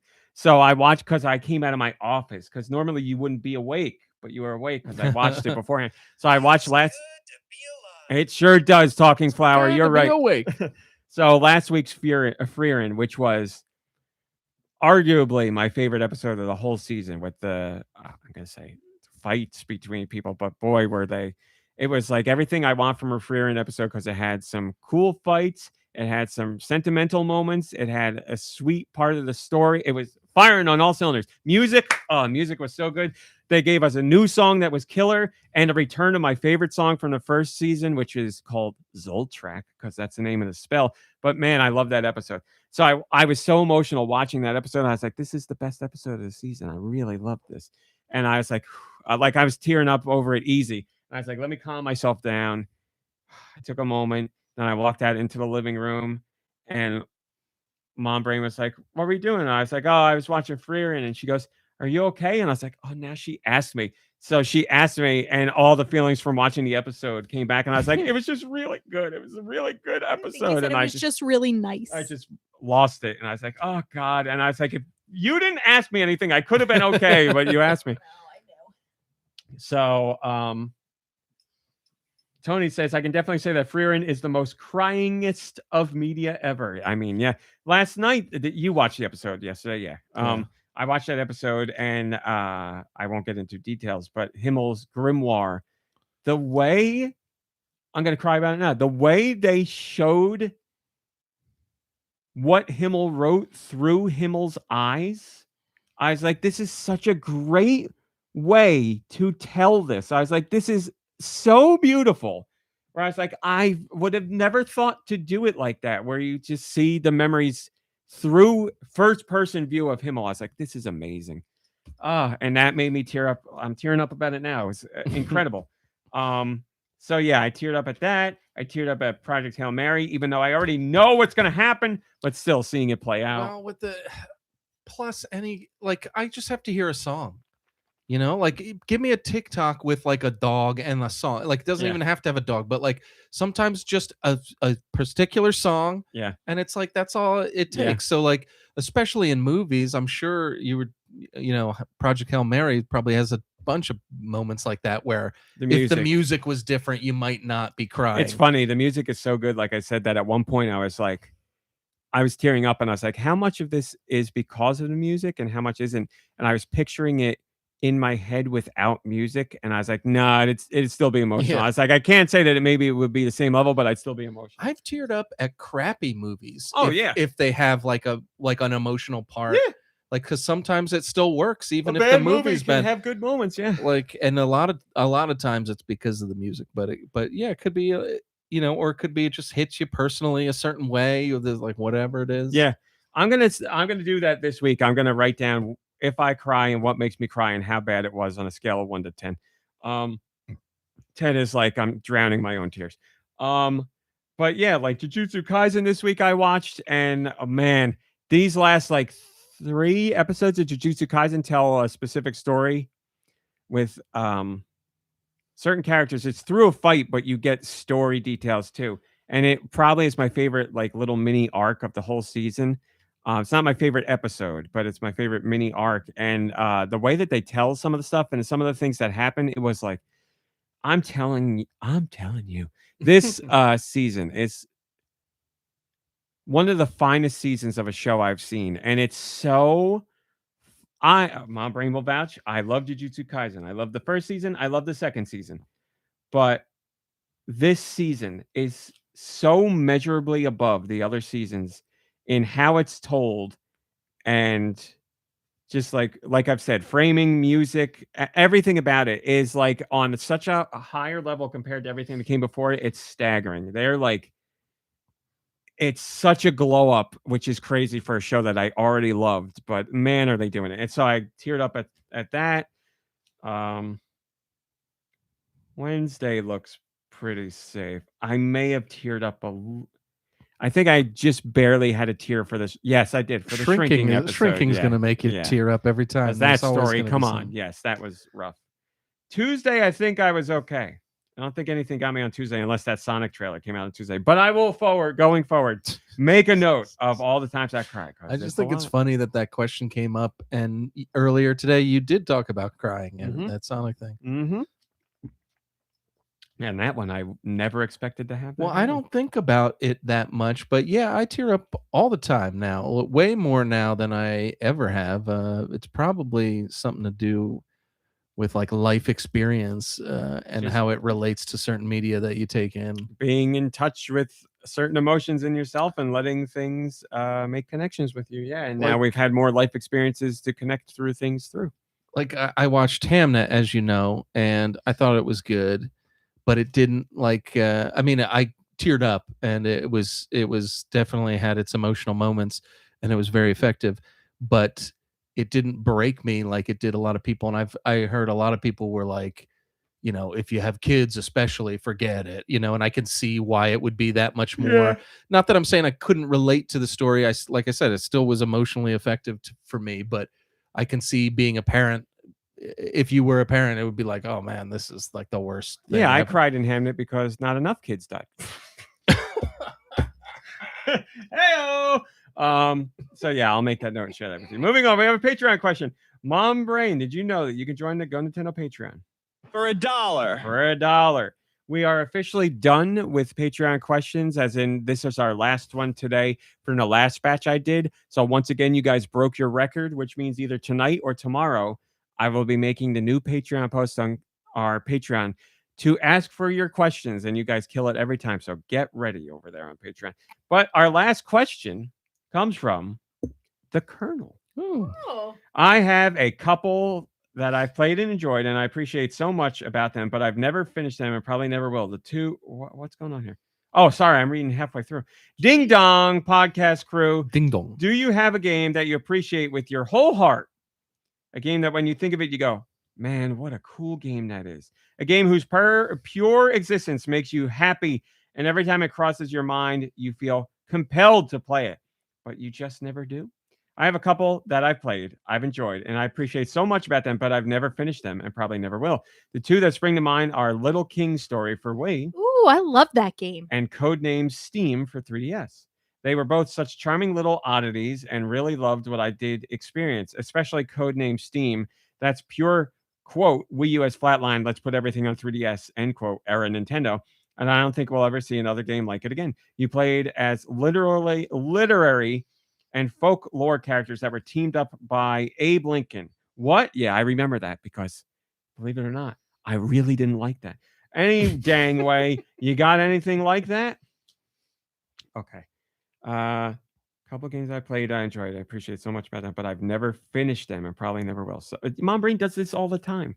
Yeah. Shows games that she loves to death, and I think she becomes afraid that they will end, so they live on in perpetuity, unfinished. So she can always have something to go back to. I have control over very little in this world. So Legion, she loved Legion and never went back to it, and got like really, really close to the end and never finished it. And I was like, son of a bitch, I know she really likes it because she didn't finish it.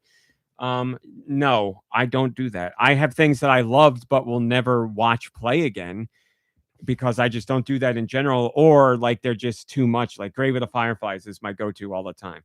That was probably the most emotional I've ever been in a movie, and that is heart-wrenching. That was, man, was that bad. In a good bad, but boy, that's a rough movie. And I don't think if somebody really wanted me to sit down with them and to watch it again, I would, but on my own, of my own volition, no, I probably never would. But I own it because I'm like, this is such an important, fantastic movie. I want to own it, but I will probably never watch it again. But game-wise, I've thought about going back to play Fragile again because I loved that game. But what if it like didn't hold up? I can say that has not happened for me with things, but I don't go back often, so maybe it could. But Fragile was very beautiful and means a lot to me, and I do feel the urge to go back to it again. I just haven't. Annie Austin on Instagram the other day posted, this was a couple days ago, posted like a screenshot from Fragile. And I was like, yeah, he gets it. He gets it. That's all I got, or Mom Brain as well, if you have anything else to add to that. I'm good. Yeah, I can't think of anything. There are a couple of Final Fantasy games that I never beat. 8 and 9. I played a bunch of both of them, really enjoyed them, and then never beat them. But that's, those are like really, really long RPGs. So that I'm sure that's not like strange. But I can't think of anything else. There was a Skyward Sword, which I had never beaten, but then I went back and replayed it and did eventually beat it. But I don't even think that's kind of what they're asking, because like the first time I didn't beat it because I wasn't enjoying it. Yeah, and this is kind of like you like it so much Trollo that you says appreciate it so much. Enjoyed and appreciate so much, but never finished them, and probably never will. I see Tony, you're saying Star Trek Lower Decks. I watched the first episode of that and I liked it, but I don't know what happened. I just didn't stick with it. Maybe I should if I wasn't boycotting Paramount. Well, now I'm gonna have to boycott literally everything since they're gonna take over everything. I would like to go back to Lower Decks. I can only think of things that that really, really mean something a lot to me, and I finished them, but I probably won't experience them again only because I don't do that. That's not my thing, so it doesn't really fit. But like you said, Lower Decks, and I immediately thought of why am I blanking? I just had the name in my head. I love it. the Seth MacFarlane Yeah, one. the Orville. Because man, does that show have some really, really special episodes in it? And just recently, Seth MacFarlane said it's all written and done. He's like, I'm the problem. I have to find time to do it, because it's not like he's in it. He's the captain in the show, so it's not like, yeah, go on and do it without me. He has to be there. So that sucks. And he's got a million irons in the fire, so he's doing stuff all the time.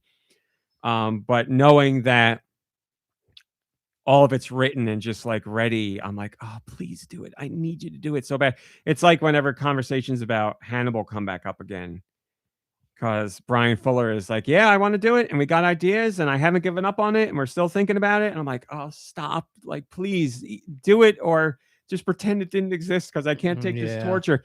It's been 10 years, and just recently he's like, yeah, everybody involved still wants to do it. We got it all ready to go. Like, we just, the rights need to align and the stars need to align. And I'm like, oh. And like, you see how much crap goes straight to streaming with like real actors. It's not even like crap. I mean, it's crap, but like, it's not even like no-name actors anymore. It's like real actors, and you're like, wait, Samuel L. Jackson did a straight to streaming thing with like Bautista, and it obviously sucks. Like, it's like, what is it? And there's like hundreds of them, and they cost millions. Yeah. So it's like, who fund Hannibal? Like, what are we doing? I guess there's such easy banks that they can give the actors the money and know, like, well, people will see Bautista and people will see Samuel L. Jackson, and we're guaranteed to get at least this many people watching, and anything over that is bonus. So it's an easy write-off for them. Yeah. What we say here? Somebody said something I wanted to bring up. Oh, yes. Drake says MacFarlane's busy with Ted, although Ted just ended and they're not doing another season, but he was thinking they could explore it in another way. But yes, he's still doing Family Guy, as in voicing. I don't believe he writes for them anymore. But now they just announced the Stewie spinoff show, which he will obviously be voicing, but I believe he's writing and doing as well. So yeah, like Orville is a lot of work, because that's like practical sets and it's special effects and like, getting all those actors back together again. I just had my mind blown, by the way. So Seth MacFarlane is friends with and obviously loves that actor, and I don't know his name, but he's in everything Seth MacFarlane. He's got very short red hair, and he Seth Green? No, yes. No. I got it. David Caruso. No. Scott Grimes. Oh, that guy. So everything, I was like, I know they were friends before any of this, before Sergeant TV and all that, Malarkey. but I was like, man, they must really, really get along, because Seth puts Scott in everything he's in. It's like, I wish I could think of people's names. David Adam Lynch and Sandler. Kyle MacLachlan. Adam, yes, that's a great example. Or Adam Sandler and what's his face? You know. That's a huge bitch. That movie. You know the guy. Rob Schneider. Rob Schneider. Yeah. It's like, as long as I'm making stuff, you're going to be put into stuff. So that's Scott Grimes and Seth MacFarlane. But I just had my mind blown. Scott Grimes voices Steve in American Dad. And I never knew that. And I'm like, this is incredible. Never thought of it. Never crossed my mind. Never heard anything where I was like, those voices sound similar. But now I'm like, how did I not know this? And it blew my mind. Blew my mind. So I'm like, son of a bitch. Another thing Seth MacFarlane does that he's a regular part of. So Scott Grimes has to have a boatload of money because he's in American Dad, which has been running forever. He did the Orville. He's in Ted. He's in another Seth MacFarlane thing. I'm like, he's all over. He's got to be set. How cool is that? It's like, your friend is like, don't worry, I got you. Like, when I'm making something, I'm putting you in it. And, That's cool. And, That's you know, nice. and it's not just That's how because. Dew and I make our money because you put us on the podcast. And it's not just Yeah, like, keep me chocolate rich. it's not just like, you know, I'll put you in it and they clearly suck. Like Scott Grimes is a perfectly, I don't say this mean to be mean, but he's a perfectly serviceable actor. Like, he's got great comedic timing. He's a fantastic voice actor because I love Steve, and I never knew that. And he's got a great singing voice too, so good for him. But oh, that's cool. yeah, they make Steve sing a lot in It's a triple threat. in American Dad, and he sings in the Orville too. He performs in the Orville, and he's got a really good voice. And Seth MacFarlane obviously appreciates music and singers. So, but anyway, I only appreciate things and finish them and then never return to them. Whereas we've heard from Dew and Mom Brain, doesn't really apply to Dew, but Mom Brain, you nailed it. That is Mom Brain's bread and butter. I love it so much, I'll never finish it. So get ready, Pocopia. You're next. All right, let's do music.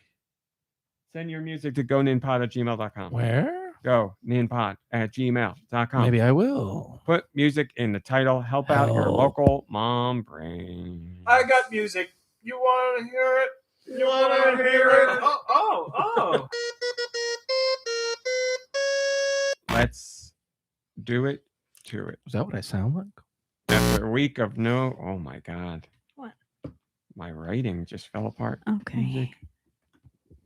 That's not what I write. Okay. First song comes from Mikey3319. Play Fighter. No. What? Balls. No.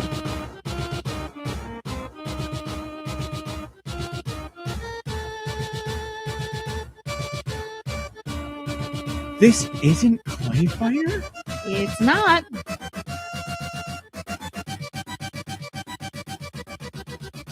Oh, I gotta get out of there. Is this game made by Interplay? I will have to look that up. Something's up here.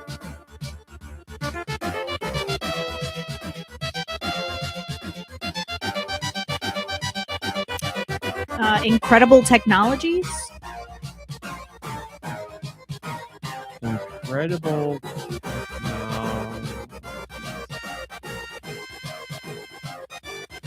I don't know what this is at all. Me either. I'm sorry. Developed by Incredible Technologies, released by Game Tech. I don't know what this is. I would have staked my life on it being Clay Fighter. Well, it's not. It's American Gladiators on the Super Nintendo. Wow. Can I hear that again?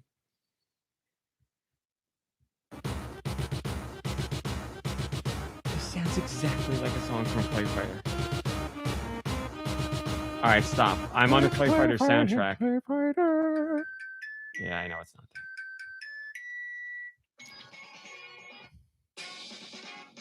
No. This is pretty great, though. Come on, that's awesome. Man, that's good. All right, this is the song I was reminding me of. It's similar, not the same. All right, brain fart. Sorry, did not play American Gladiator. Oddly enough, I played it on the NES, not on the Super Nintendo. This one comes from Crunchyroll. Is that how you spell their name? KWUNCHYWOOL. That's great.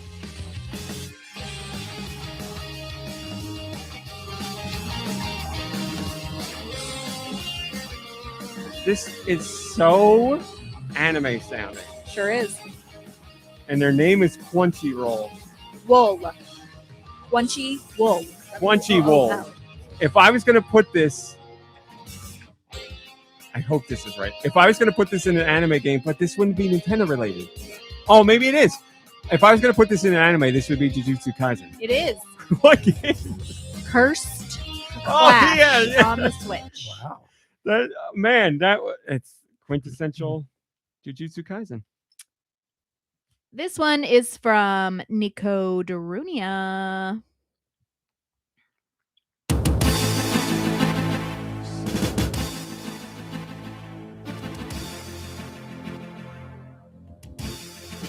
Let me get this all out. This sounds mostly like Super Nintendo, but I think it's GBA. It's GBA. But I don't know. Bless you.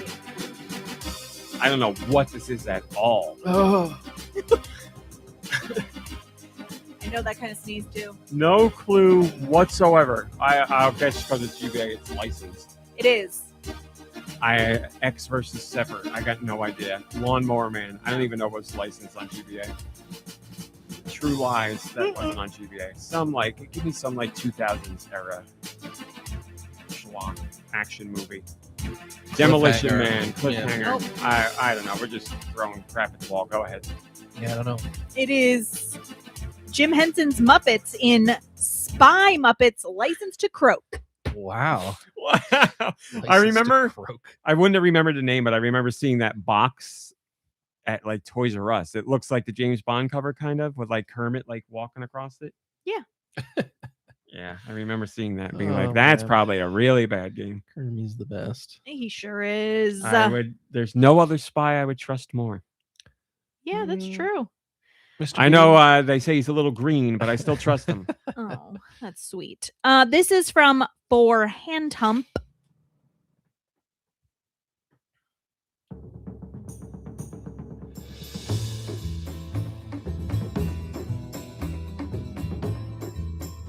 Boy, we've had a string of really good, and now I'm just nothing.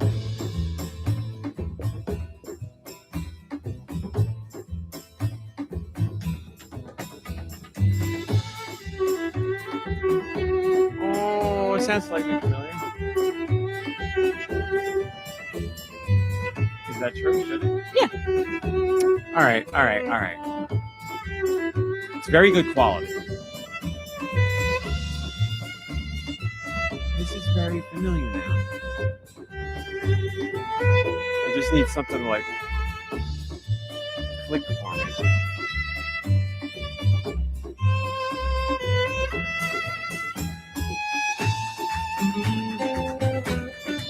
Is this Kid Icarus? It is Yeah. I should have put that game on Switch. Kid Icarus I Uprising. really like that game, but it made your hands hurt. That was a banger song.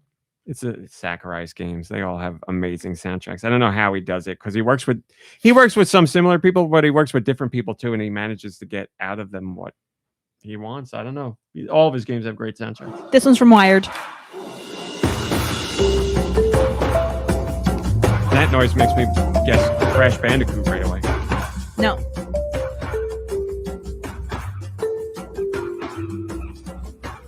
Man, every other noise sounds like Crash Bandicoot. It's a license fee? I don't think so. I don't even know what system. Is that you asking? I'd love to hear. Switch 2. Switch 2. Donkey Kong Bonanza. The jungle. Games of jungles. Mario Kart. Specifically, Switch 2. Clearly something I haven't played. I don't know. I really don't know. Yeah, Not fitting anything like that comes to mind. I like it. All right, is that Yeah, we're out. Split Fiction? Really? Mhm. Well, I gotta play it. gotta play it. But no, man, it sounded really like I knew it wasn't Crash Bandicoot, but it sounded Crash-esque to me. This one's from Tater Tot.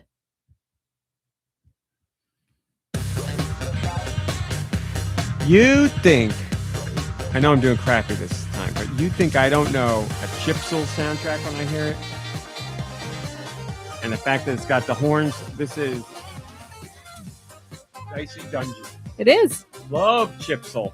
Remember, I don't remember what the game's called, but it was on the iPad where you put your finger on the screen and you had to move it through it was like the spinning hexagons that you had to go through and you went deeper down the tunnel. I remember you doing it and I was like, no, thank you. Chipsel did the soundtrack for that and I've been a fan ever since. Do you know what song I will always remember on the iPad? Baby monkey. Oh, yes. Baby monkey. Riding on a pig, baby That's monkey. Pinnacle of technology, really. I was going to say iPad, but technology. And what was the Technology. Doodle Jump? That little alien Going. guy. Yeah, I still think Doodle Jump is a good game. Played that on my Android phone, the one and only Android phone I ever yes, I had. remember playing that on your Android. Holy Yeah. crap, and it ran like garbage. No surprise there. Okay, this Is that only our second one right? Yikes. That can't be. You got a bunch right. I didn't know. this one comes from Radical Defect Master Higgins. I was just listening to this. Mom Brain can attest to it. This is Bomberman Hero. You're correct. Because I've never played the second one, and a song from the second one came up on my TikTok, and I was like, what a banger song. And then I this week was listening to other Bomberman songs. Good stuff. Making the N64 sound like this too. Love that. That's so like jungle drum and bass, mid to late 90s. If you wanted to be cool, that's what you did. And Bomberman, as we all know, is very cool. Alrighty, this one Thanks. Very cool. comes from Travis Z. Z Travis. Z. I know this. This is a beat 'em up? I think so. I feel like I know this and I haven't. Yeah. It's got to be Double Dragon. River City? It is River City Ransom? River City Oh. Ransom. Man. It's good. Yeah. This makes you want to beat up some punks. This makes me want to barf. In a good way. Whenever I write about any River City related game, I always make sure I put a barf reference in there. I always thought that was the funniest thing as a kid. Like somebody getting knocked out and they say barf. Why would you say barf? It is pretty funny. This one's from PT. Beat the hell out of that guy so bad he puked all over himself. Guess a punch in the gut. Barf's a really funny word too. This is that guy again. Listen to where this goes. Forget the guy's name all the time, but I know his soundtrack. Yeah. So listen. If you don't think it could get more whimsical, you're in for, this is Solstice. And that's Let it go. appropriate because It is the Solstice. we had just had the solstice. Listen. Well, the equinox, but you know. Covered like a wizard. Like holding something like A this. bare-chested wizard with a potion in one hand and a staff Bad in the news. other. Game's not so great. Wow. Soundtrack's killer. That's that guy's, he did the monkey paw where he's like, I'm going to be a famous game composer. And they're like, you will be for the worst games ever. Have fun on Flintstones. And then after that, Waterworld. Man, I just love that he was never like, this is so good, I'm going to save it for myself. He was like, you know what? Every crappy game deserves the best song ever. Yep. I feel like he just made only amazing songs. And then like when they asked him to do songs for a game, he took like, 10 that he had made already and was like, here you go. There you There's go. He'd be there's the proud songs. of his work, you know? So Oh that's yeah, important. he should be. Listen, he is a name today. People still Yeah. reference that guy for his amazing music. This one's from Tony De La Mancha.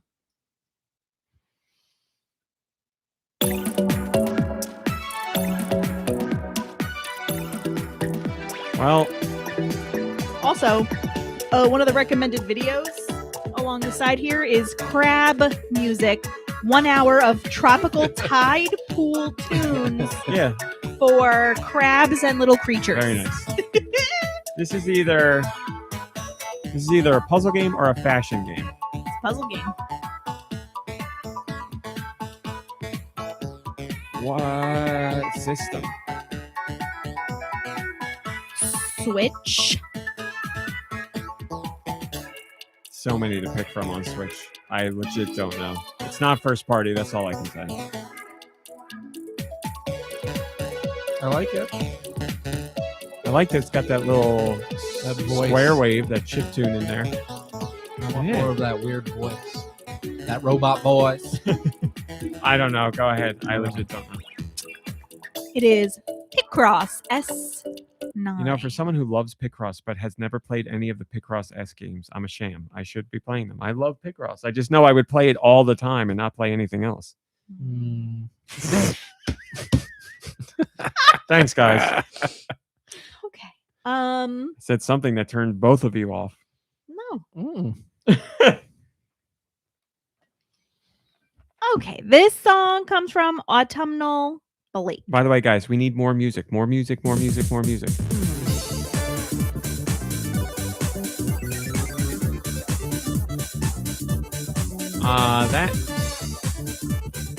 That background chiptune thing. This could be a few things. I don't know. I'll get first party out of the way. It is first party. Okay. Glad I started there. What system? What the hell is this? Wii U. We Party You?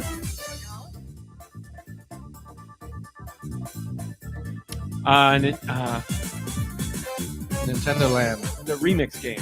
NES Remix. There we You go. got Man, it. I loved the NES remix. I loved that so much. That was amazing. That was awesome. I wish they would do another one of those. Yeah, why not? Yeah, I mean, that was what, that was at the time. They were like, That we was so have no cool. budget and we're hurting for money. What could we do? And they came up with something really cool. Here's one from Steister.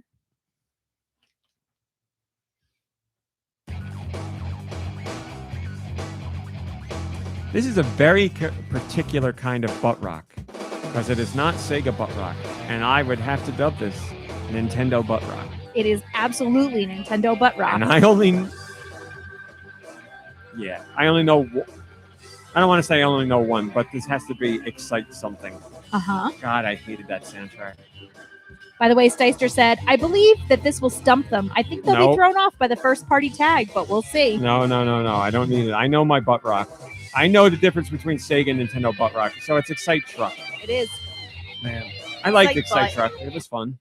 But man, Excite Bots or whatever it's called is way better. But man, do I hate that sound. I just don't like butt rock. I don't know what to say. I don't like it. You don't have to say I anything. don't like it. One more song, I guess. I'm so out of whack here. I don't know. One Okay. more. This one is from No Blades, No Bows. Leave your weapons here.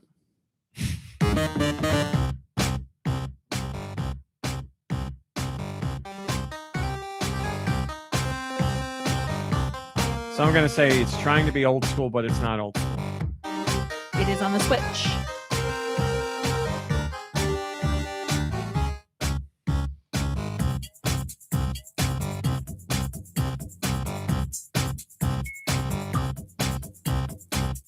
I like it. I got no idea at all. I don't know. It is from the game Nobody Saves the World. Oh my god, this game keeps coming back to haunt me. No blades, no bow. I gotta play it. I gotta at least listen to the soundtrack so I could get one of those questions or one of those trivia things right one time. I feel so bad.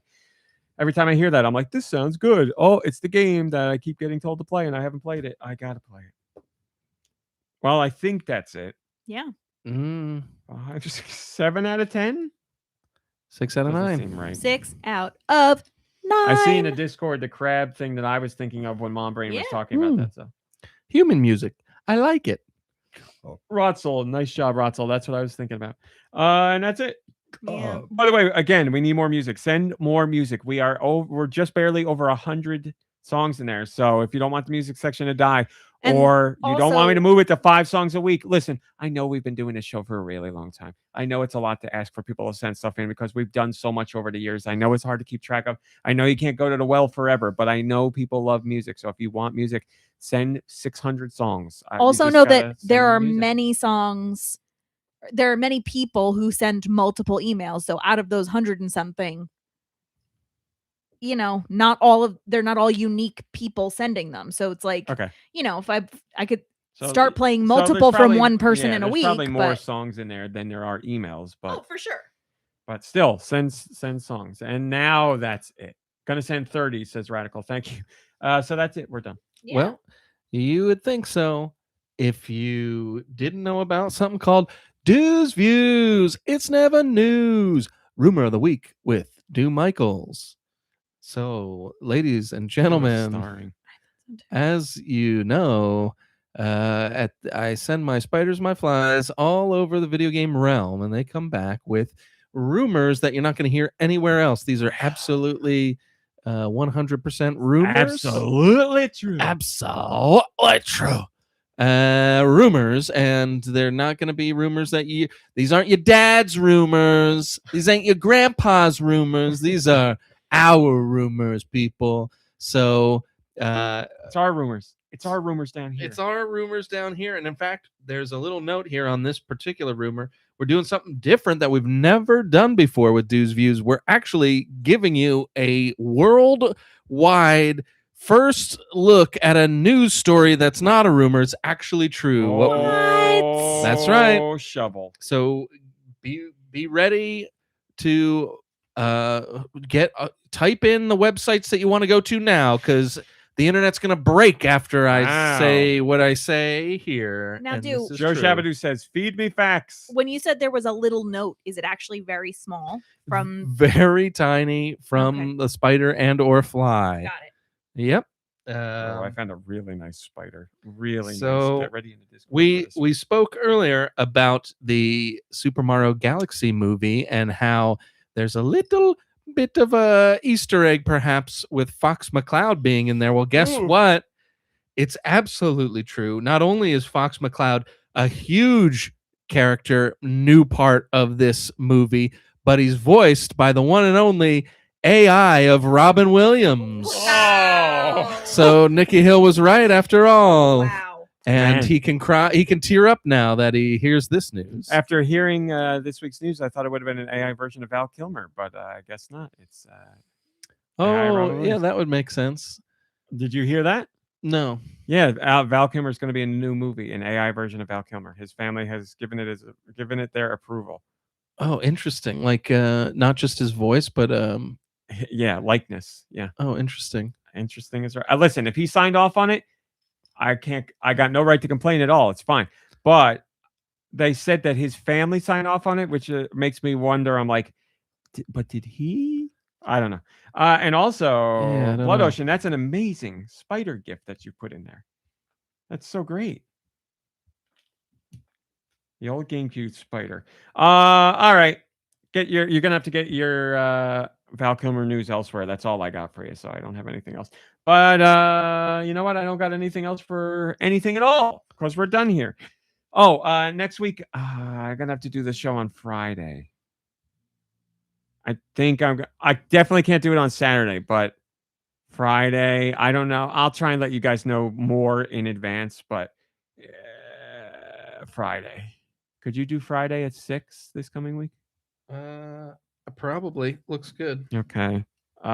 Tentatively Friday at 6, but definitely not Saturday regular time. I'll keep you guys posted. But for today, that's it. Thanks for watching. Thanks for listening, and we'll see you next week. Goodbye, everybody. Goodbye. Goodbye, everybody. Goodbye. I'll keep quiet for a while. Damn it. I just missed it. I thought I didn't see you doing it. I thought he randomly That's all talked. There was something else I was gonna say for Aftershow, but it's gone. It's gone.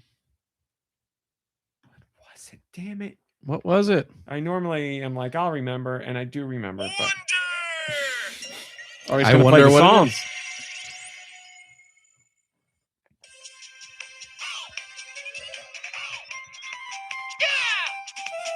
Super Mario Wonder.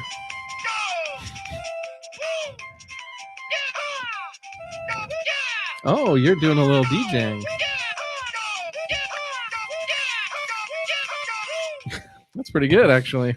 Do you feel like in Pocopia on the beach, some of the music sounds a little bit like Sunshine? I only ever hear the one song because I play at 1 a.m. Mm. I hear all of my songs are like very sentimental and very few instruments because that's the only time I ever play. I don't know what it's like. All my Pokemon are asleep, but they're happy if I wake them up. He's gonna spit out the secret later. Oh, he smells your breath. Let me smell your breath. All right, everybody, that's it. Thanks for watching. Thanks for listening. Play some games. Hang out with friends and family. Rest, relax. You deserve it. And we will see you next week. Goodbye, everybody. Goodbye.